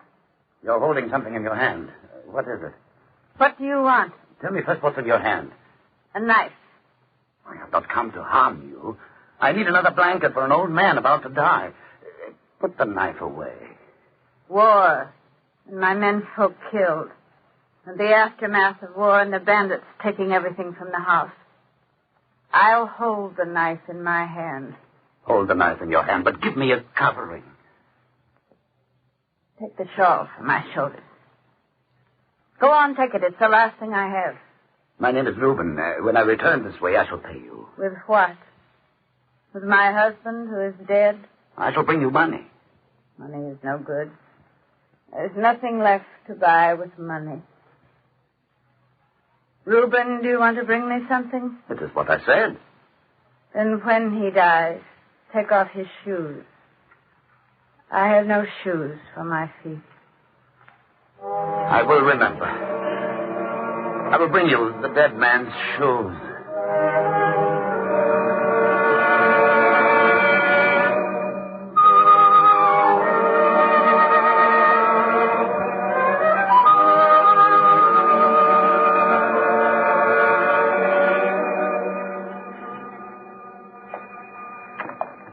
Isaac looked on Rabbi Nachman's face and shivered.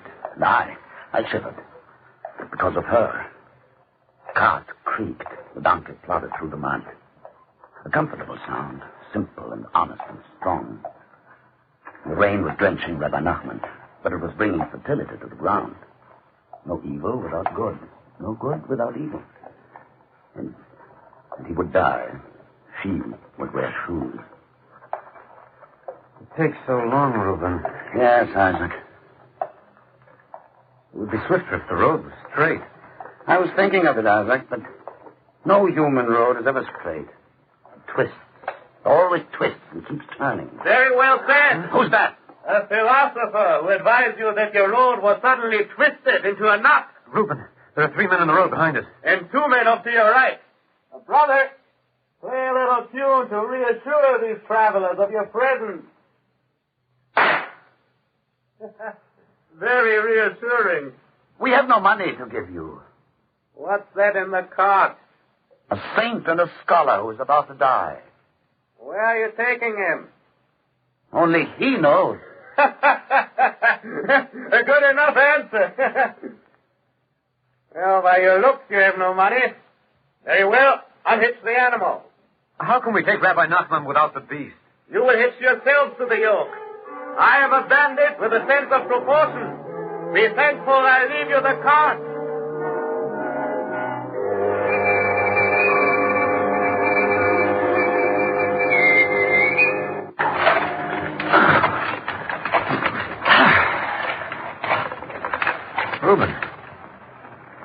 Reuben, why'd you stop? I am no beast. I will not be yoked. We've already come so far, Reuben. We'll go no further.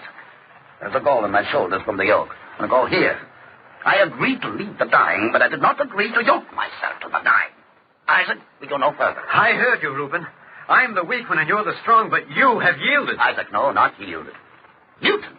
I mutinied, do you hear? This is the end of the journey. Not for you to decide, Reuben, my son. The voice was the voice from the sepulchre. It was the voice of Nachman of Bratslav. Not for you to decide, Reuben, my son. Yes, I live a little longer. You see, I sit up in the cart, touch my flesh. It will yet be warm a while. You see, I close my fingers. I open them. What tricks the living possess. The opening and closing, the reaching, the holding, the having. Nachman of Bratslav, I praise God to hear your voice again. Our people have always yoked themselves to the carts of the dying. I can't, Rabbi Nachman. I love you, but I can't. Reuben, my son, neither you nor Isaac will decide the end of the journey.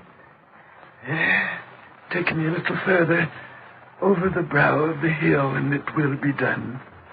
Rabbi Nachman, is that the place where you are expected? Yes, Isaac. Hurry, they need me. It has been a very long time.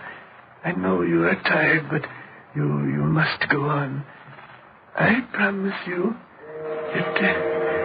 it will not be long now.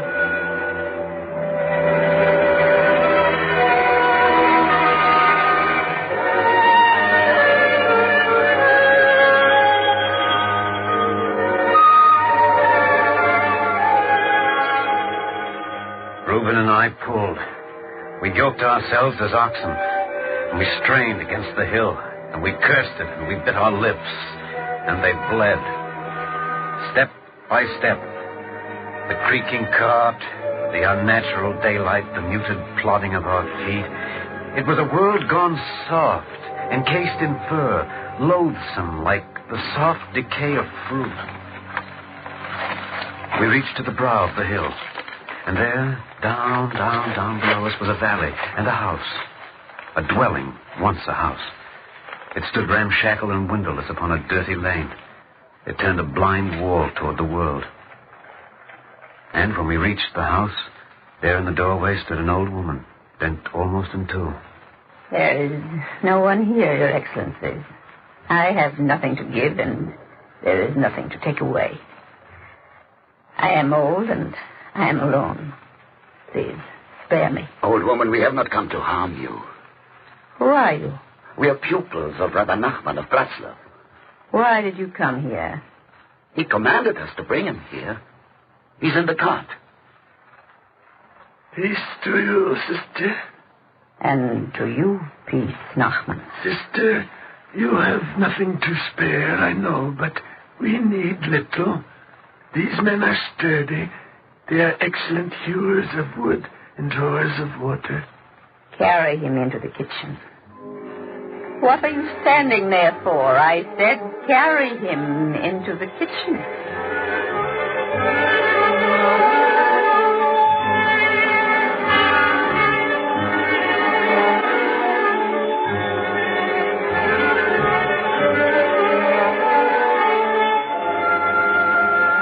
Her lips were bloodless, but she pressed those lips against the hot, feverish hand of Rabbi Nachman. Her kitchen was a filthy cavern, and from it a ladder led to the loft. Nothing else. She and us and a table, a bed, and a cat that washed itself in front of the fire. 50 years. 50 years of fear. 50 years of remembering one night. You speak so that we do not understand. From the first moment until now, there's nothing I understand. He hasn't told you? No. Old woman, 50 years of remembering what? The fire lacks wood. Bring wood. First tell me, 50 years of remembering what? Fire lacks wood. All right. But you'll tell me after I bring the wood? If you do not know. I saw Isaac shiver. He stared at her, and at me, and at Rabbi Nachman, who lay upon a mound of rags. Then Isaac opened the door. The voice of the wind rushed into the vaulted chamber. There was ice on the wind. For the wind also remembered. 50 years of remembering. It touched us with cold fingers. It froze us. And then suddenly, the door closed of itself. And silence was restored. Reuben, this is where the journey ends. Make it plain to me, Rabbi Nachman. Listen, then. My son, the righteous must always be restless and spend their time traveling, for there are many souls exiled into the darkness who can only thus ascend to the Lord. And if a just and righteous man opposes this duty, shrinks from it, if he wants to remain at peace, he shall be restless, a fugitive soul in his own house. I wanted to cry out. I wanted to ask for understanding. But just then Isaac kicked open the door. In his arms were many sticks of dead wood. He dropped it. He stood motionless. He was white and rigid. Isaac, my son, what did you see? I saw the bones. Rabbi Nachman. How many bones, Isaac, my son? Acres. A valley of bones. When the moon came out of the fog, I saw them. Do you know now? No. Almighty God, I do not know. It is the Valley of the Dead, a charnel house. The white skulls of men and women, the small white skulls of children. This place is unclean, Reuben. I can't stand it. Reuben will not help you. Listen, Isaac. Listen. Yes, Rabbi Nachman. There are souls like the stones thrown carelessly on the roads. But when the new houses are built, they are fitted among the stones of holiness. Once this was a valley of houses, a valley of people, our people. And then there was war. They drove our people from the houses. I lived, one among thousands. I saw it. Why didn't you bury them? Why did you leave them? I was one, I tell you, alone. I have been alone. One does not bury thousands. I saw the little birds fatten on their flesh, and only the bones remained. Rabbi Nachman, why did you bring us here? They have called to me for 50 years. They died, Isaac. They died, and there was no one to say a prayer. No one to mark their graves. I mark their graves. I live among the bones. One alive. A marker for the dead. Yes. My sons, some died in anger, some in fear, some died in rebellion, some died in submission, supinely, stretching out their necks to the sword. And some cursed God.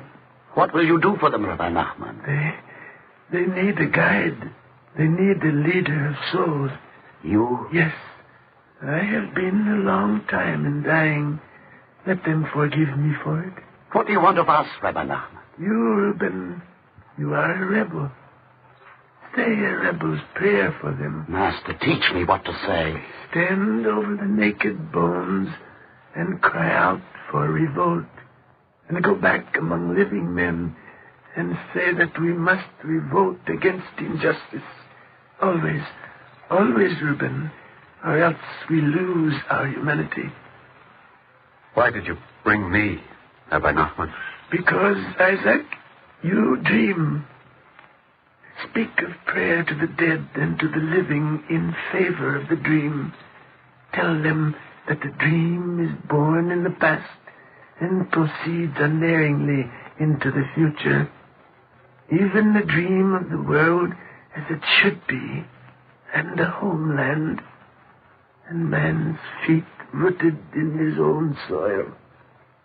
We stood in that house in the Valley of the Dead. The wind demanded entrance and was refused. Isaac wept, and the cat washed itself by the fire. Then Isaac sang a prayer for the living in behalf of the dead.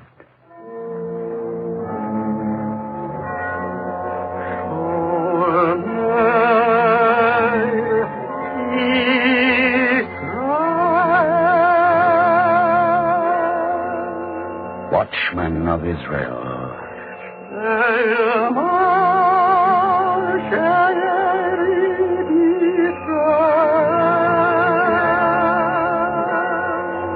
watch the remnant of Israel.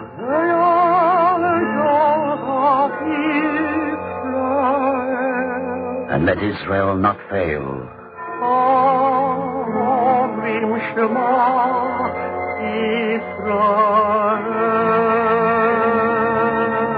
Who say, hear, O Israel. We washed his hands, repaired his nails, and cut his hair. And I took off Rabbi Nachman's shoes, for they were dead men's shoes, and promised to the living. Then we wrapped Rabbi Nachman in his prayer shawl, and he lifted up his eyes from which sight and the memory of pain had been drained.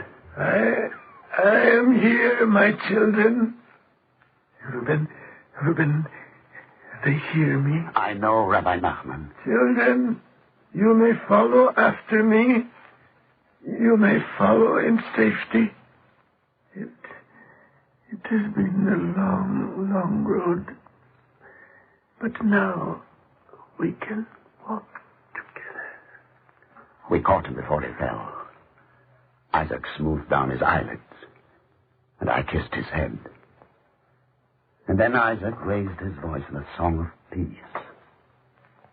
And Rabbi Nachman led his congregation of the dead into the presence of the Lord.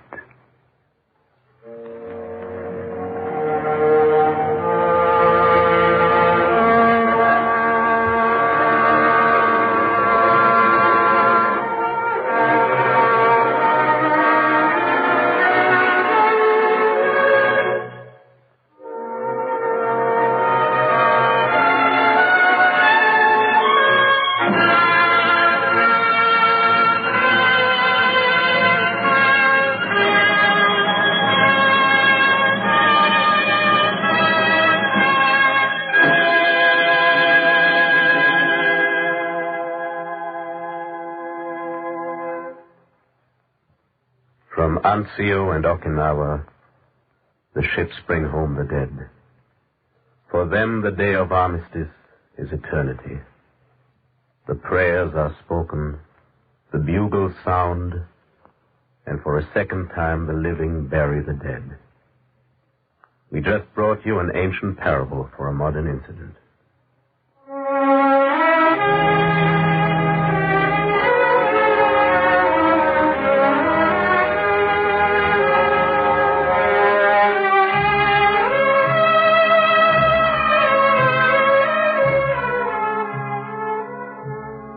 Eternal Life drama today, The Congregation of the Dead, was written by Morton Wishengrad and was based on a story of the same name by Paul Tabori, which appeared in Liberal Judaism. The original music was composed by Morris Mamorsky and conducted by Milton Katims.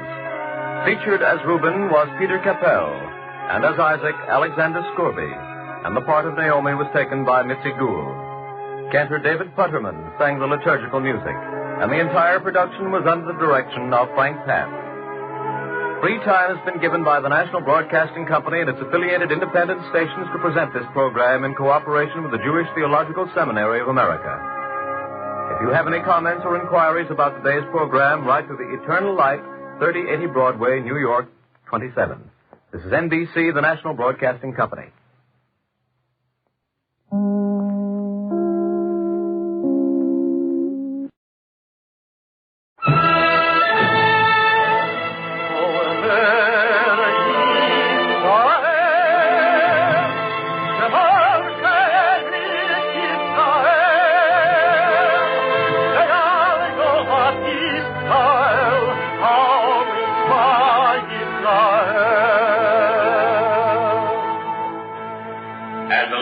Unto Moses, saying, Command the children of Israel that they bring unto thee pure oil olive, beaten for the light, to cause the lamps to burn continually in the tabernacle of the congregation, and it shall be a statute forever in your generation.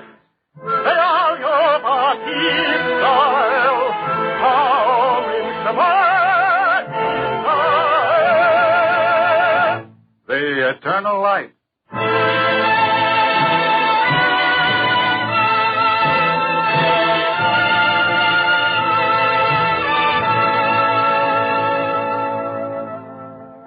The National Broadcasting Company and its affiliated independent stations make free time available to present The Eternal Light, a program which comes to you under the auspices of the Jewish Theological Seminary of America.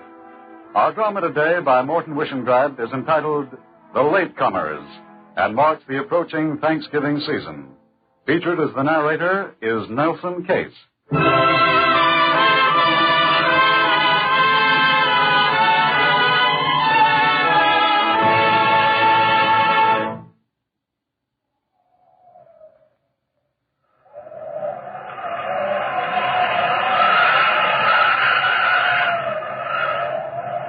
In the beginning, there was this sound of the wind.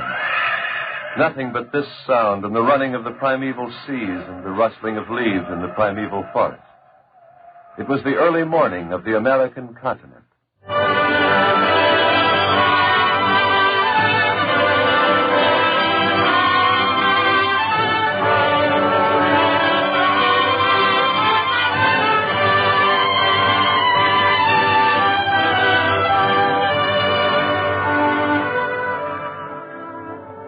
this early morning, there was a thin western arm of land which bound Siberia to Alaska, where now there are the shallows of the Bering Sea.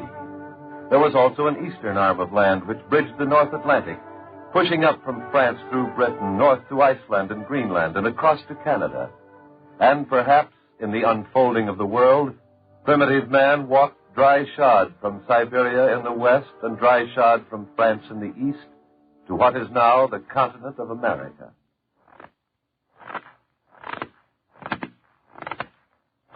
Do you hear this sound? This is the first man on American soil, an Indian. Ask him why he came. Somebody pushed me.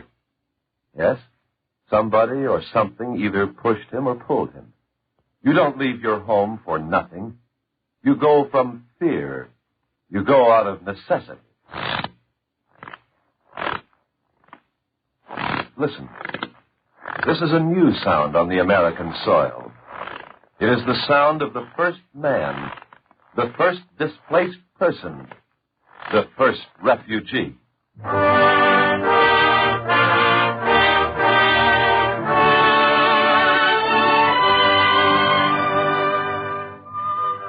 Into the cleanliness of naked distance, over the pure and lonely call of wind in the buffalo grass, there came the footsteps of alien man. And for 10,000 unremembered years, while the prairies were sleeping in the sun and a mole burrowed at the river's mouth, the first immigrants possessed the land.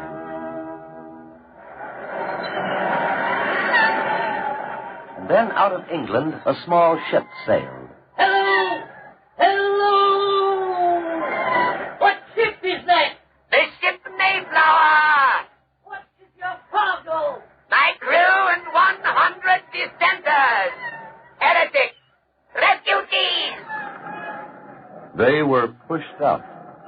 They were displaced. No one wept to see them go. And so they sailed onward and landed at Plymouth Rock. Let us thank Almighty God. They came ashore, and they were met by the first immigrant, the Indian. I was here first. Go back where you came from. Recorded American history began with, I was here first. When the Puritans came, the Pilgrims said to them, I've been here longer. DHL, been here longer. American aristocracy. Aristocracy of prior desperation, prior hunger, prior poverty, prior persecution, prior flight. Pilgrims, Puritans, Quakers, dissenters, the Catholics in Maryland, the Huguenots in New York. They were refugees. The American population was a population of refugees. They were the unwanted dissenters of Europe, and America was a haven. But once here, some of them forgot. They had become aristocrats because they had arrived first. Camel, the country's coming to a bad pass. Look what's coming in. Nothing but foreigners.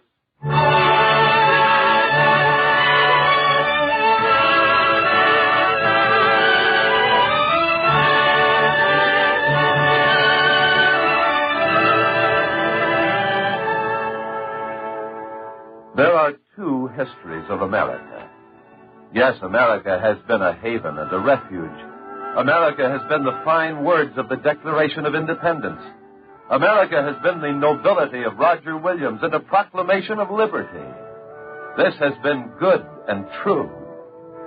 But America has also been the nativism and the lunatic fringe of the American Protective Association, the Know-Nothings, the Ku Klux Klan, the bigots who bombed Catholic churches in Massachusetts and assaulted Negroes in Detroit. America is not simple. Why should it be? Where is there one simple human being? Where is there good without evil? And who will deny that the good is held in higher esteem, that this country, this continent, is a banner to all the nations? Spin the globe, ponder the maps, and ask, where is a better hope, a sounder liberalism, a truer source of optimism? For which America shall we offer thanksgiving? Give me your tired, your poor, your huddled masses yearning to breathe free. the wretched refuse of your teeming shore. Send these, the homeless, the tempest-tossed, to me.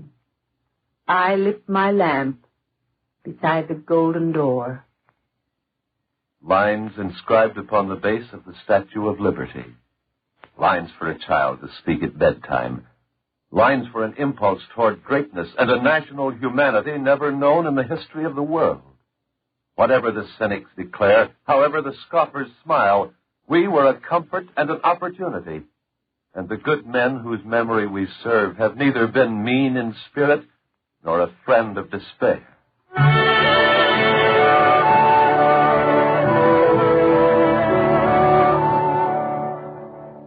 We were an open door. Through the 19th century into the 20th century, we were a statue upon a pedestal set in New York Harbor. We were a passage in the book of Deuteronomy. Thou shalt surely open thy hand unto thy poor and needy brother. We were a fulfillment and a blessing from an ancient prayer.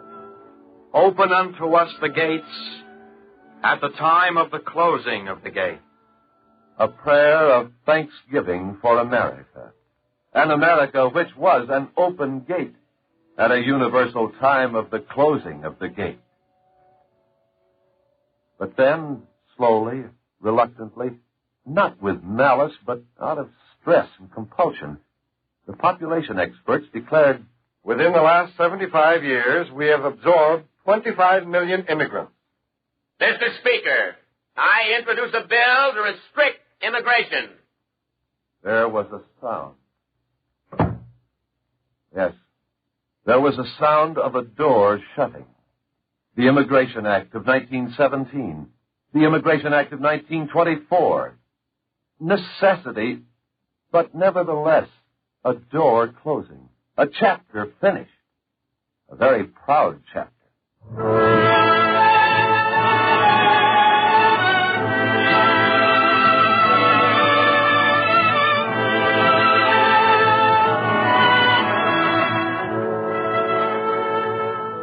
But now this is 1947, the beginning of a week in November when we shall go to church and synagogue and chant a psalm of thanksgiving. We shall praise God for ourselves and for our children that we are in this land. But is that all? This is 1947. Is Thanksgiving a celebration behind a closed door? I am an immigration expert. Under the immigration quota system of the United States, it would have been possible to admit legally, without stretching our quotas, 1,500,000 immigrants between 1933 and 1944. We actually admitted only 500,000, of whom less than 300,000 were refugees. Necessity had closed a door in 1917 and 1924. But there was greater necessity in the years of the cold thrust of annihilation. And men and women were murdered with their backs against a door.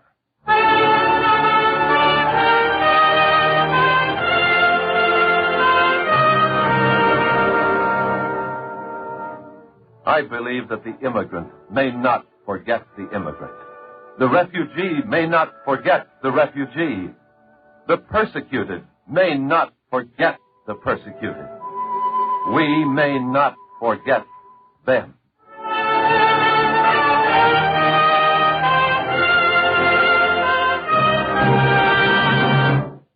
Who are they? Who are those standing before the door? 850,000 displaced persons in Europe. How many are Catholics? How many are Jews? How many are Protestants? The questions are important. Roman Catholics and Greek Catholics, approximately 500,000. Protestants, 100,000. Jews, 200,000. These are what are left. Perhaps their brothers and sisters, their children, could have been alive. But during the congressional session of 1938-39, this happened. Mr. Speaker, I introduce a bill to admit 20,000 refugee children. You have heard the bill. All those opposed? Opposed. The bill is defeated. Rumors flooded America that millions of refugees had been admitted. The fact was that since 1933, less than 300,000 have been permitted to enter. But fact somehow is always pallid against rumor. We entertain ourselves by fiction. And fiction and rumor are powerful keys to lock a door.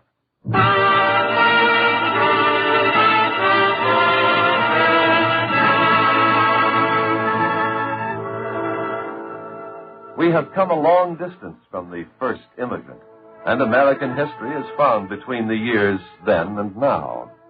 But America's history is not final, for justice is not final.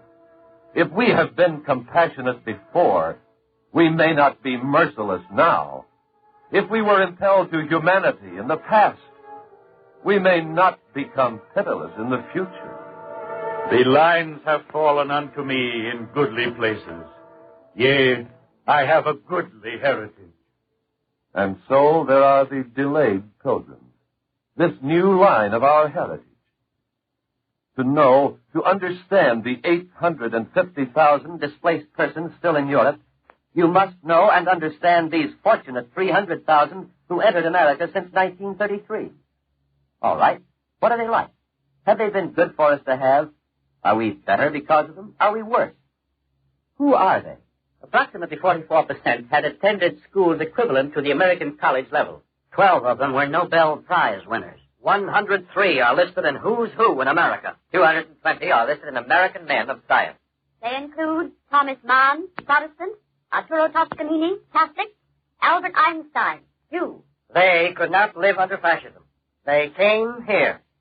Are we better or worse for their presence? Here's an expert's answer. So selective was the emigration that Hitler's Germany and Mussolini's Italy became intellectual deserts. All to the good. But did all Americans agree?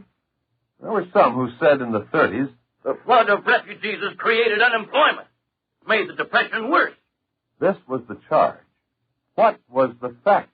Between 1931 and 1940, when there was a problem of unemployment, so many people left America to go back to the old world that the excess of arrivals over departures was exactly 68,693. In other words, we had a net population gain through immigration of less than 70,000 for 10 years. There was another complaint. You may still hear it. Some of the refugees are arrogant, overbearing, quarrelsome. Let a refugee answer. It is true, some are arrogant and overbearing. Some have bad manners. But they adopt this superior attitude only because they are insecure. The New York Times commented editorially on January 27, 1945, the fact that a person is a refugee from tyranny does not make him a hero or a saint. It does prove that he does not like tyranny, or cannot get on with it, points which are in his favor. On the whole, this immigration, tiny in numbers, has been extraordinarily high in quality. We are richer because of it. Knowledge and wisdom, even in dollars and cents, we have gained by providing sanctuary.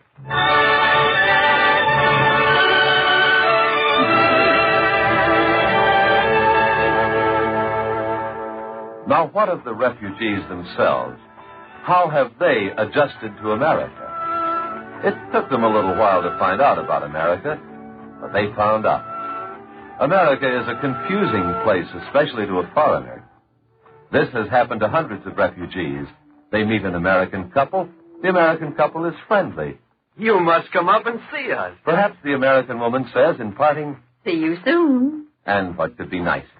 So the refugees wait a few days, and they buy a bunch of flowers or a basket of fruit or a box of candy, and they go calling.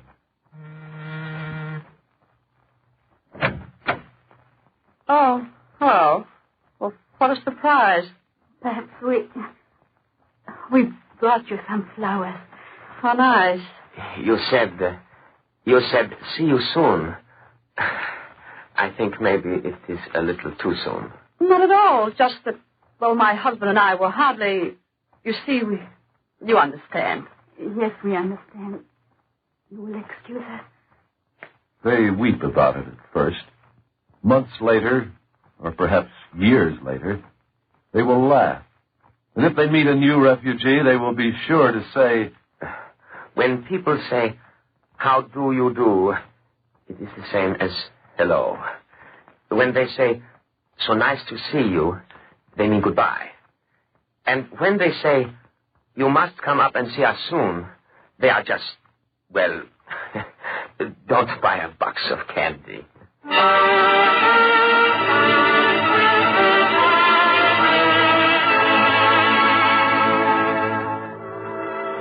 But these refugees see America with new eyes. Things we always took for granted, they see freshly and with wonder. In Europe, a child is afraid of its parents.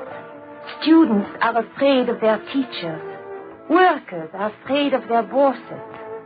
Here, children are not afraid of their parents. Students are not afraid of their teachers. And women are not afraid of anything. The wife of a noted professor observed something else. American houses sit out in the open. The shades are up. Nobody is afraid to have you look in. Nobody is afraid his privacy will be violated. There was the German refugee couple who walked hand in hand through Van Cortlandt Park in New York City. They stopped a policeman. Officer. Oh, what can I do for you, buddy? The grass. All this grass. Yes, it's green, isn't it? Oh, it's lovely, but where are the signs on the grass? What signs? Verboten. My husband means, officer, where are the signs which say people keep off? Oh, well, there aren't any signs. No? No. You don't have to keep off. It isn't, verboten. My husband and I can walk on the grass. It is allowed. Why, lady, it's encouraged. Friedrich? Yes, Hilda. Come, we will walk on the grass. It was an act of symbolism. Walking on the grass where no sign proclaimed verboten.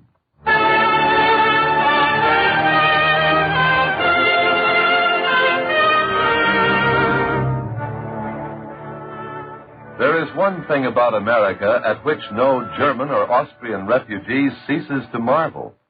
A government official here is not a petitant. Over there, everybody in a uniform had to be treated with great respect, but cannot offer building or ticket agent. The absence of rigid caste lines is a source of constant wonder. Here, when the boss speaks to you and you are a worker, you don't have to take off your hat.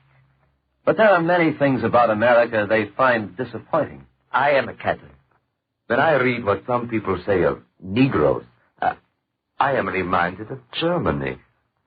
I am a Jew from Italy. Even during the years of Mussolini, I was not molested. But in America, I am a little afraid sometimes to be known as a Jew. I am a Protestant. I never felt it so much in Europe. Here I am a member of a narrow denomination. There is exclusiveness. I am almost afraid that my community is being pulled to pieces by its various religious groups. An interesting survey of refugee opinion was made, and the question was asked, have you experienced any discrimination since coming to America? The answer was extraordinary. 23 1/10% of the Christian refugees said yes.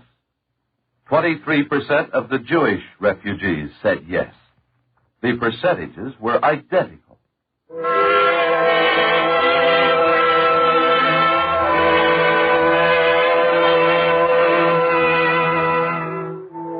Human beings are complex. Human solutions are never easy. But we are in their debt and they in ours. And this is how it should be. Their citizenship is distinguished by an earnestness which can be explained only by the terror they have known. They are not passive Americans. They came here through a door that was nearly shut. The atomic scientists. Enrico Fermi, Leo Szilard, Wigner, Teller, Weishaupt. There were Nobel Prize winners among them. Otto Lowy in pharmacology. Peter Debye in chemistry. James Franck in physics. There were theologians like Paul Johannes Tillich, composers like Darius Milhaud, psychologists like Kurt Levin. America owes them something. But America also owes something to the lesser known among them. A boy named Leo Rostrom, who became a legend on Okinawa. He got his training for Heroism in the Buchenwald concentration camp. There was Master Sergeant Walter Mittner. Both his parents committed suicide in Germany. There were inventors, there were tool makers, there were physicians. There were men in the uniform of the United States of America who died for America. They were the late comers and the delayed pilgrims who made their prayer of thanksgiving a prayer for blood. That must be reckoned also.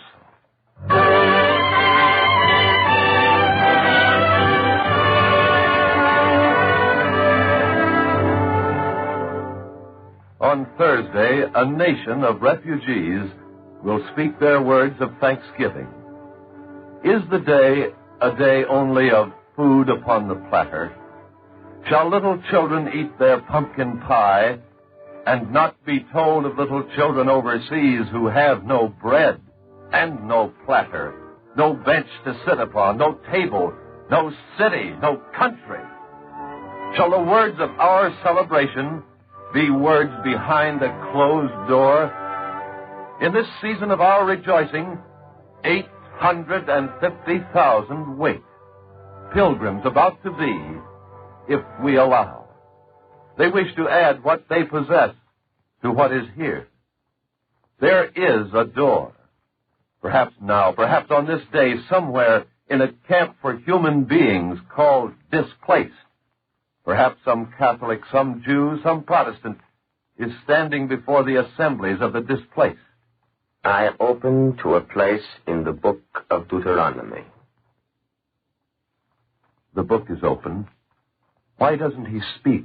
The words are there. Why is he silent? Because this is our prayer. Not yet for him to say, or theirs to hear. For the Lord thy God bringeth thee into a good land, a land wherein thou shalt eat bread without scarceness, and thou shalt eat and bless thy God for the good land which he hath given thee. They wish to say a prayer. They have no other land. They have no refuge but here. They wait.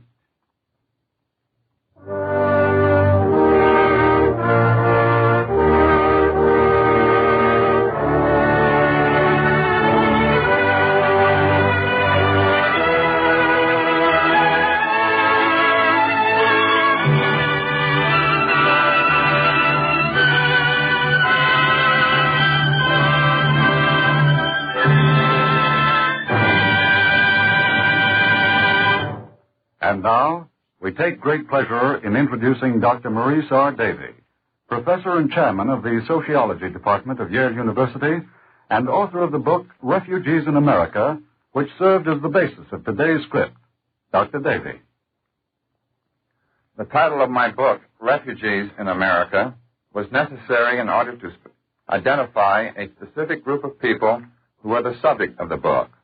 Rightfully, though, these people should no longer be called refugees. They are Americans, new Americans, with full status of citizenship, Americans in the true traditional sense, for like their predecessors of the Mayflower, they wandered for 13 years to find refuge and freedom at last in America. The new American is conscious of a debt he owes to the country which not only provided him with a refuge from persecution, but also gave him the opportunity which is the birthright of all Americans, the chance for life, liberty, and the pursuit of happiness. During the past decade, thousands of people of all nationalities and faiths have come to our shores seeking sanctuary. Great as has been the number who have arrived, the number who remain behind in Europe is incalculably larger and still forms a problem for the conscience of the world to settle.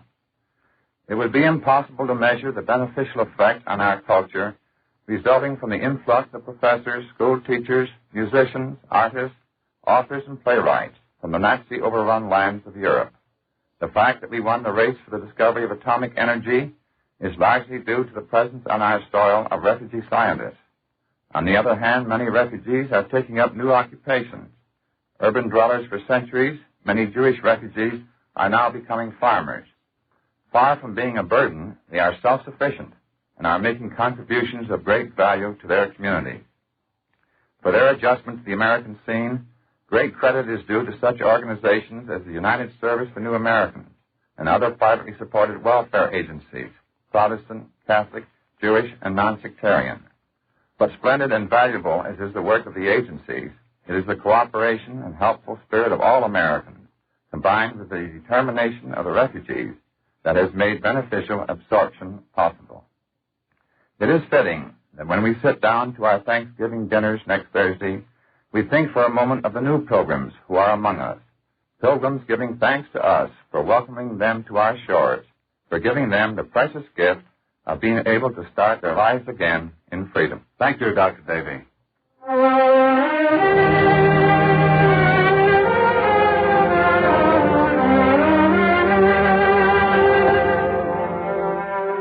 Today's script was written by Morton Wishengrad.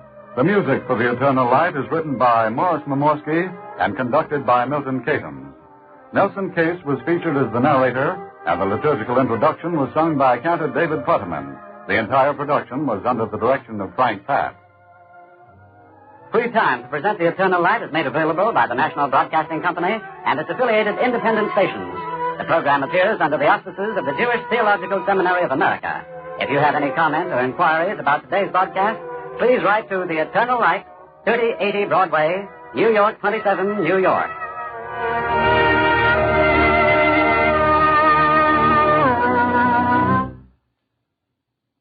This is NBC, the National Broadcasting Company.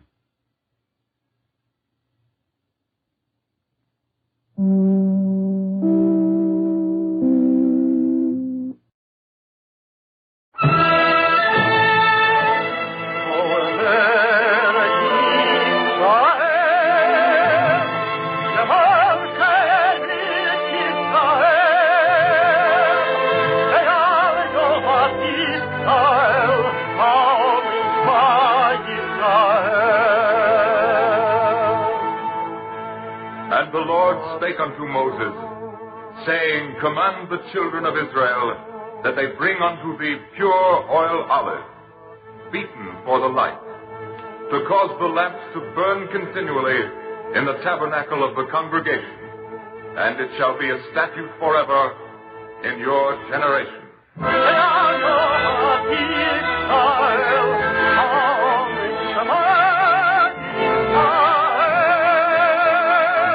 The Eternal Light.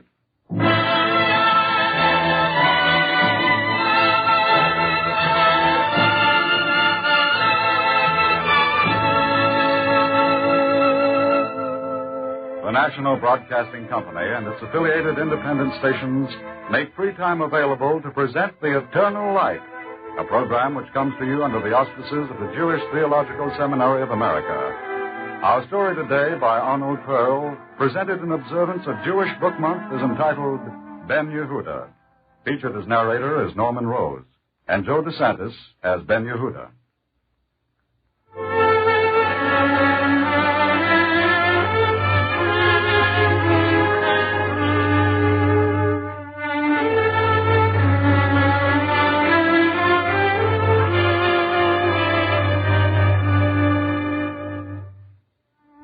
He was frail, and the illness showed especially in his eyes.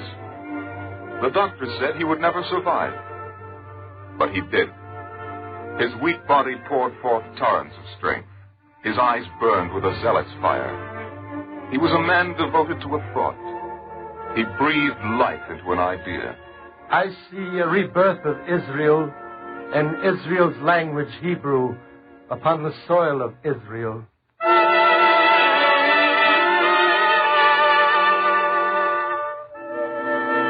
The dream was 3,000 years old, and still it was young.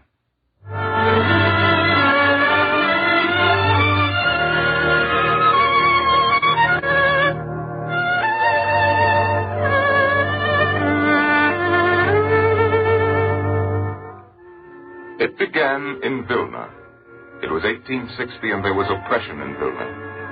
And Ben Yehuda, the boy, was already in love with his ideal. He didn't know it then. It was only the beginning. He was only a boy. You're coughing, son. What, Papa? Son, you're working so hard. Why don't you stop? And you've been coughing. Only a little, Papa. They tell me that you may become a great scholar. I don't know, Papa. There's so much I want to read. I know. Here, wrap yourself in this blanket. It's cold. It's funny, Papa. When I'm reading, then it's not cold. But when I stop, then it is. Thanks.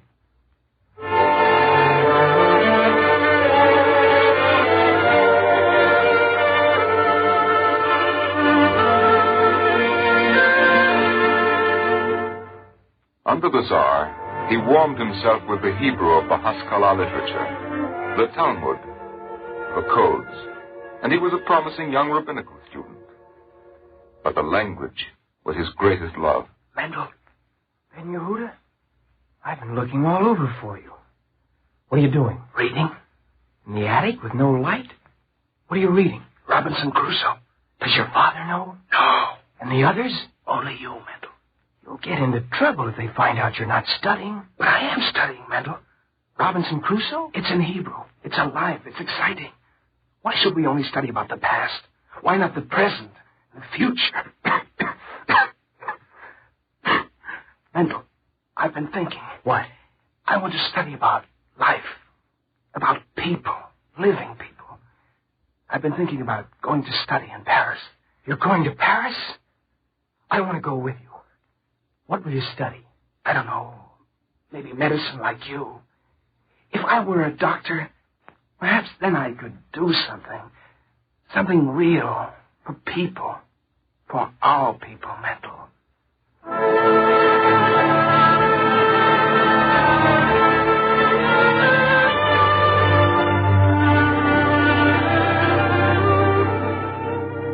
He went to Paris. Sick with the illness already in his eyes, he went to Paris. But even there, studying medicine, he was not able to forsake his reading, his first love, the Hebrew language. He read avidly, everything in Hebrew he could find. He read like someone searching for something in the language, as if it held the secret to the passages of life. There were those who would have criticized his reading, his passion for Hebrew. Shall the language of the prophets be wasted? If you would study Hebrew, study the Bible. That is enough.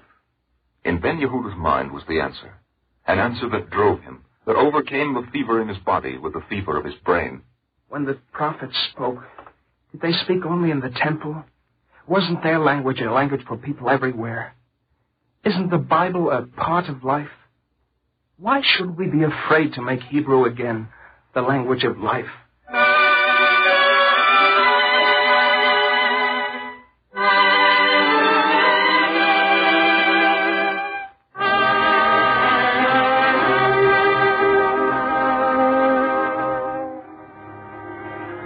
He was 19, and one night while he studied, he came upon his idea. Mendel, listen. I'm listening. If I talk too fast, stop me. Tell me, what is the dream? Medicine. To be a great physician. No? No. The dream, our dream, the great dream, the restoration. Israel on the soil of Israel. I see. So? What's missing? What's wrong? Why has it always been only a dream? I know. Suddenly I know. I promised your papa I'd watch you. You've been working too hard. No, listen. I must try to tell you. The dream is nothing because we have no language. No language? How can I say it? It's all inside of me. Hebrew is the language of the Bible, of the Talmud, the language of the best that is in our people. But it is the language of the past. If we had it once again at our command, living and vigorous, it would be our key to creating a new tradition, to reaching out again for the best. It would be a guidepost and a beacon. You think so? Do you see it? Do you know what I mean? It's such a big idea. I know. You've been thinking this all along? I don't know. It's been growing for a long time. Why didn't you tell me about it? It wasn't clear. But now I want to tell everyone. I want to write it and say it and make it real. Mendel, I want to go to Palestine. I want to study Hebrew. And medicine? This comes first. Ben Yehuda, I know what you're feeling, but... What? We're studying medicine. We're studying to be doctors. That's real. It's practical. I don't know. To give up medicine for a dream to build a new language in Palestine. What would my father say? Mendel, of course we need doctors. We must have doctors. So if I stayed in Paris and became a doctor, you wouldn't be angry. Mendel. There have to be Mendels to take care of the Ben Yehudas when they get sick. But I have to do it. You see that? I made a mistake. I said there have to be Mendels to take care of the Ben Yehudas. There's only one Ben Yehuda. And a good thing, too. I didn't say it. You said it. Take care of your health.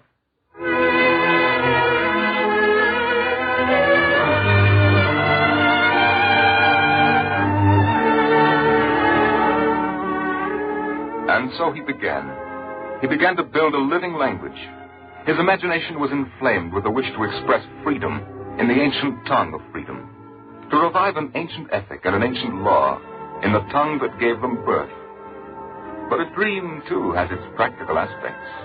And then Yehuda began to mix the mortar of his dream with the realities of grammar and syntax. He studied Hebrew, finding its limitations for modern speech, first in Paris, and then on the way to Palestine in the Vienna Library. There he met Deborah, and in the strangest way, they fell in love. What's the Hebrew for quadratic equation, Deborah? Ben Yehuda, there aren't any such words. And suppose you want to say combustion engine? I don't know. Or even suppose you want to say, ouch, you're stepping on my toe. That too? No words for it. So what we need is... So what we need is a lexicon. A complete, compendious dictionary. Everything cataloged, organized, ordered. Old words, new words, words for the future. Wait a minute. What's the Hebrew for lexicon? I don't know. There is no such word. Please. No such word. You see, for the very thing we're doing, making a lexicon, there's no such word, so we'll invent it. Invent it? Can we? Why not? Let's see. Must have the idea of word in it. The Hebrew for word is milah. Many words, many words. Ah, milone. That says it. A lexicon in Hebrew is milone. That's good. So, is that all? Huh? You said you wanted to talk to me. Is that all you wanted to say? Me alone? No, I... Mind you, Deborah, I'm not asking you to... To what? Nothing, Shall I ask you? No! Please, quiet.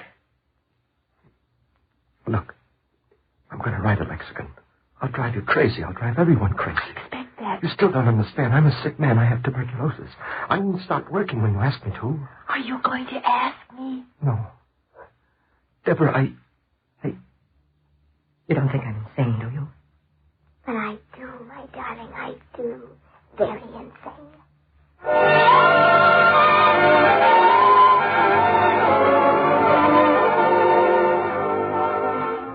In Palestine, they began speaking only Hebrew. Excuse me, sir. That language you and your wife speak. Yes, sir? What is it? Hebrew? Hebrew? But that's a dead tongue. My wife is alive. I'm alive. We speak it. But it's the language of the Bible. Yes, I know. It's a sacred tongue.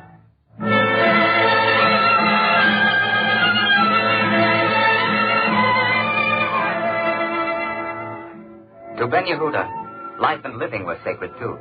And the aspiration of his people, that was sacred. And he saw no contradiction. Rather, he saw a union, a fusing of language and hope. And he wanted others to see. He went to schools. He talked to school directors. You're a director of a school. What better place to introduce modern Hebrew than in a school to young children? But it means a complete revision of a curriculum. Getting textbooks that don't exist, training teachers. It's not feasible. Anything is feasible if you want it to be. The board of directors would never approve. Why not? I will speak to them. Ben Yehuda, don't be so hard on us. We, too, want to build Eretz Yisrael. We want to see our people build their life here. But you ask too much, too fast. But don't you see? The language is part of the building. It's the keystone. We must have it. It must be part of us while we go to work, while we rest, while we enjoy ourselves. It must be ingrained in our spirits. I'm sorry. I realize how much this means to you, but it can't be done. And one thing more. Yes? I'm a tolerant man. Be careful how you try to convince others.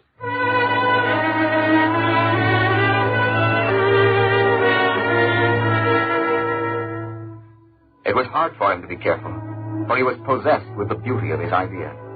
He was a visionary, and like all visionaries, he overlooked the slowness of men, the resistance to change, the prejudice against the new and the different. He was ignored and scorned, but meanwhile he worked. Sometimes he coughed. His taut body pored over the words, built the lexicon, morning till sunset, and often sunset until morning. And then came the birth of Itamar. Then Yehuda, my darling, we have a son. How are you, Deborah? Happy. No more pain? None. Sure? Sure. Can I talk? A little? Talk if you like. A lot. Skin is so cool. What did you want to say, my darling? With little Itamar will talk Hebrew. And the moment he hears, he'll hear Hebrew. I don't like that. He'll be the first child in 2,000 years to hear Hebrew every day at home. 2,000 years, you said. I was exaggerating. Only 1,000. Think of it, Oh.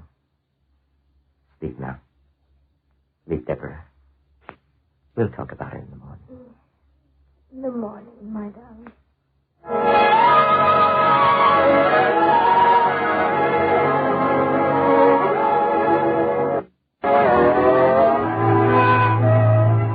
For 3 years, they taught Hebrew to the boy, kept him away from other languages. And, of course, the neighbors began to gossip. What they're doing to the child is unnatural. You do not know the half of it. The boy is 3. Has he said a single word yet? Has he spoken anything?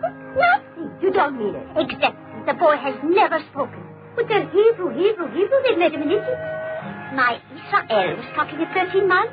13 months? Well, a year and a half. Not a word, and the poor child is past 3.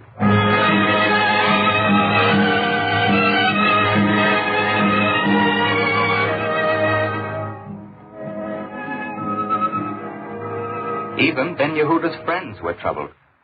I don't like to bring it up, Ben Yehuda. Dennis, my friend. You were the first after Deborah to enter the fact to speak only Hebrew. Did I ever bite your head off? What is it? Well, why do you think he doesn't talk? Little Itamar. Why? Tell me, he has no playmates. Who speaks his language his own age? It's true. And are there words for the things he wants? A top, a jack-in-the-box. And how do you say, ouch, in Hebrew? It's true. What can we do? But if he's with other children, he'll lose the Hebrew. Maybe he'll lose it, but he'll speak. He'll be like other children. That, too, is important. Finish, my friend. Let me tell you my vision, and then ask you something. What? I see a day when the children, little Itamar and the others, families of children, will come from school and sit in the sun to hear stories. For what are children? Laughter, as the philosopher said, and dirt, and an appetite for stories. They will sit in the foothills of Mount Gilboa or near Carmel or in the hills of South Galilee. And what stories will we tell them? Of Jonathan and Saul, David and Elijah? And what better language to tell these stories than Hebrew? It's a beautiful dream. So, for this dream, a little sacrifice. Itamar? No, us. You and I. Anything within reason. This is not within reason. But I'll ask it. What are you smiling about? Suppose we play with him. Play, I mean. We're not 3, I know. It's not the same as playmates, but until he begins to talk, and until we can find other children who will also talk Hebrew with him, couldn't we try it? How? We've made up words before. Now we'll make up words for top, for jack-in-the-box. Not all a child needs. We'll even make up a word for ouch. I told you what I think. I know, but between us, you, Deborah, and I, we'll try to be his little Hebrew friend.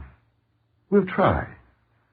Meanwhile, we'll persuade the fathers and the mothers, and in time, they'll teach their children. In time, Itamar will have his friend. Am I absolutely mad? You're absolutely mad. But I'll do it.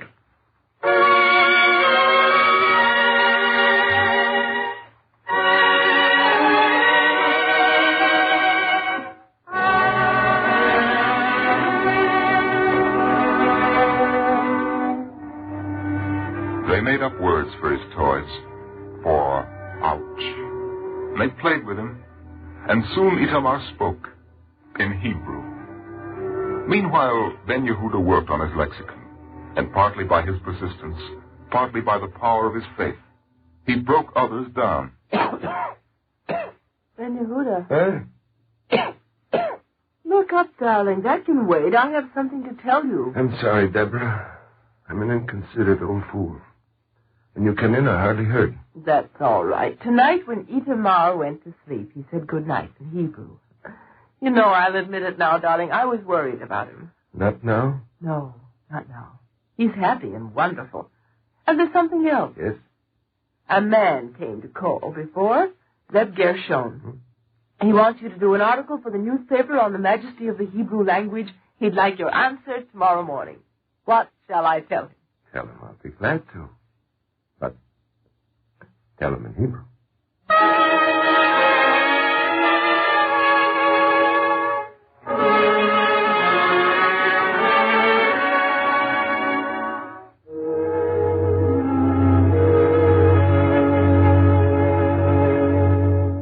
Gradually, he won friends. One day... Ben Yehuda, a victory. What, my friend? The new paper that always called you Yehuda the fanatic. An editorial praising you. Look. Fine. Come, I'll show you something. You didn't hear me. I heard you. Come. What do you see? Itamar and his friend. They're playing.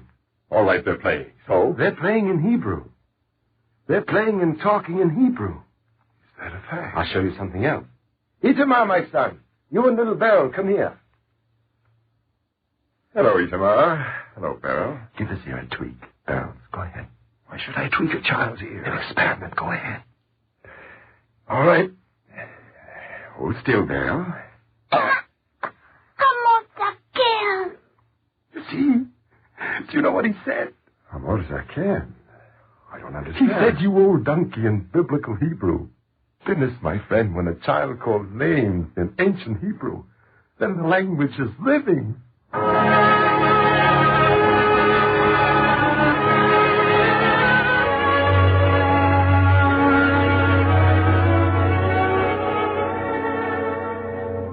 But even this was only the beginning. Now he worked 12, 15 hours a day, finding new words. Words for when you barked your shins, for the tools for farmers, for the skills of shipbuilders, for the ideals of government. And with him was Deborah, his wife, 12, 15 hours a day, until the look that was in his eyes was also suddenly in hers. Deborah, darling. Yes? Could you listen to a new word?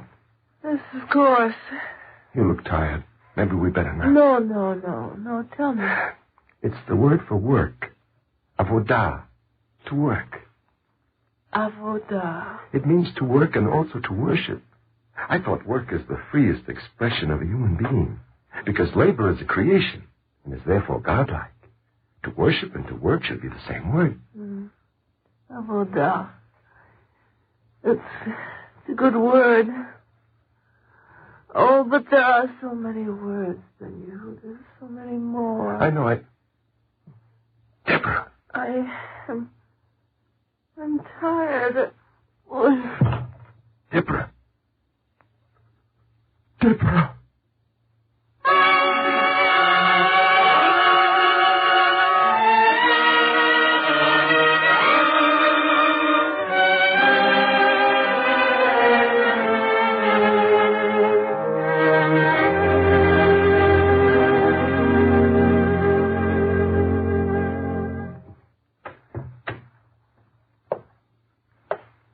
Doctor, it's my fault. I did it. I'm the one. Don't say it, Ben Yehuda. It was not your fault. I drove it too hard. I'm crazy. Would she have had it any other way? Her soul rests in peace. But it's you I want to talk about. Me? I'm fine. You haven't 6 months to live, Ben Yehuda. But I've only started. If you work as you have been, not 6 months. It isn't true. It is true. You know it's true. Promise me one thing. Try to live. For the children's sake. For your sake. Promise me.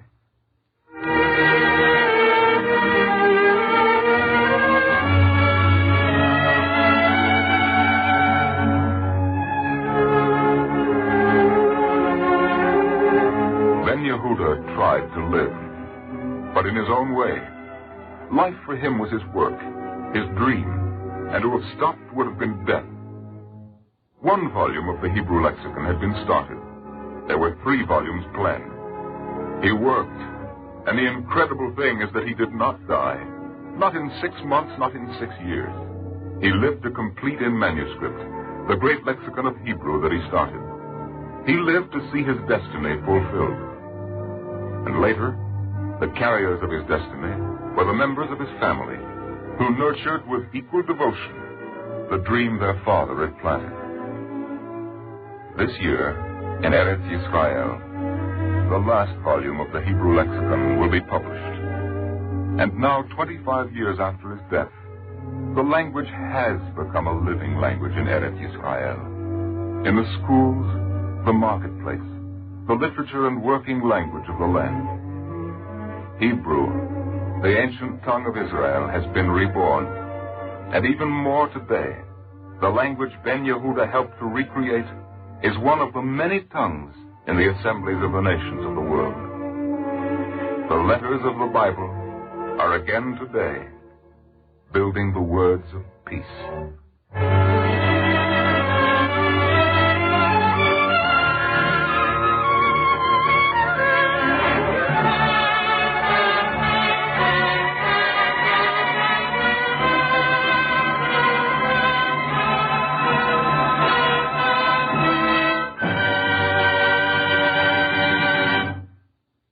And now we take pleasure in presenting Dr. Abraham Milgram, Educational Director of the United Synagogue of America. Dr. Milgram. The story of Ben Yehuda is appropriate to the occasion of the annual observance of Jewish Book Month. The publication of the last volume of Ben Yehuda's classic Hebrew lexicon represents more than an invaluable contribution to the cultural treasures of the Jewish people and of the world. It is the culmination of a lifelong self-dedication to a constructive and creative idea, an idea calculated to reconstruct and recreate the spirit of the people of the book. One of the sages of the Talmud is quoted as having said, "The book and the sword descended together from heaven." Said the Almighty, if you will abide by the moral law of the book, you will be saved from the sword. Ben Yehuda lived by this idea. The Jewish people has survived because of his devotion to the greatest of books, the Bible. And the future of the Jewish people, as indeed of all mankind, depends on the choice that it will make between the book and the sword, between spirit and might, between peace and strife. Jewish Book Month is more than an annual stimulus to the publication and dissemination of Jewish books. Its significance transcends these activities in that it points up the historic role of the Jewish people to live by the prophetic teaching that not by might nor by power, but by my spirit, saith the Lord of hosts. It is in this sense that men of goodwill everywhere rejoice in the decision reached yesterday by the United Nations Assembly, a decision which gives the Jewish people an opportunity to fulfill its age-old dream, and Ben Yehuda's dream, to reunite the book, the language, the people, and the land. Thank you, Dr. Milgram.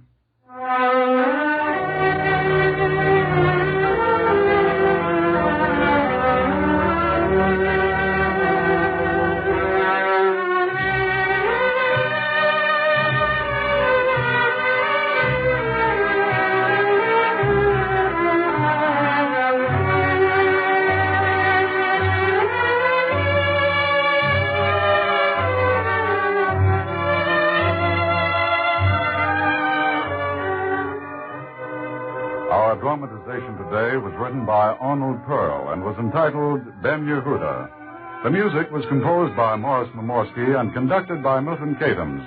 The narrator was Norman Rose, and Joe DeSantis was Ben Yehuda. The liturgical introduction was sung by Cantor David Futterman, and the entire production was under the direction of Frank Patt. Next week, the Eternal Light will present a special broadcast celebrating the reestablishment of the ancient Jewish Commonwealth in Eretz Israel through the creation by the United Nations Assembly of a Jewish state in Palestine. Free time has been made available by the National Broadcasting Company and its affiliated independent stations for the presentation of this program in cooperation with the Jewish Theological Seminary of America. If you have any comment or inquiries about today's program, write to The Eternal Light, 3080 Broadway, New York, 27, New York. The Eternal Light, 3080 Broadway, New York, 27, New York.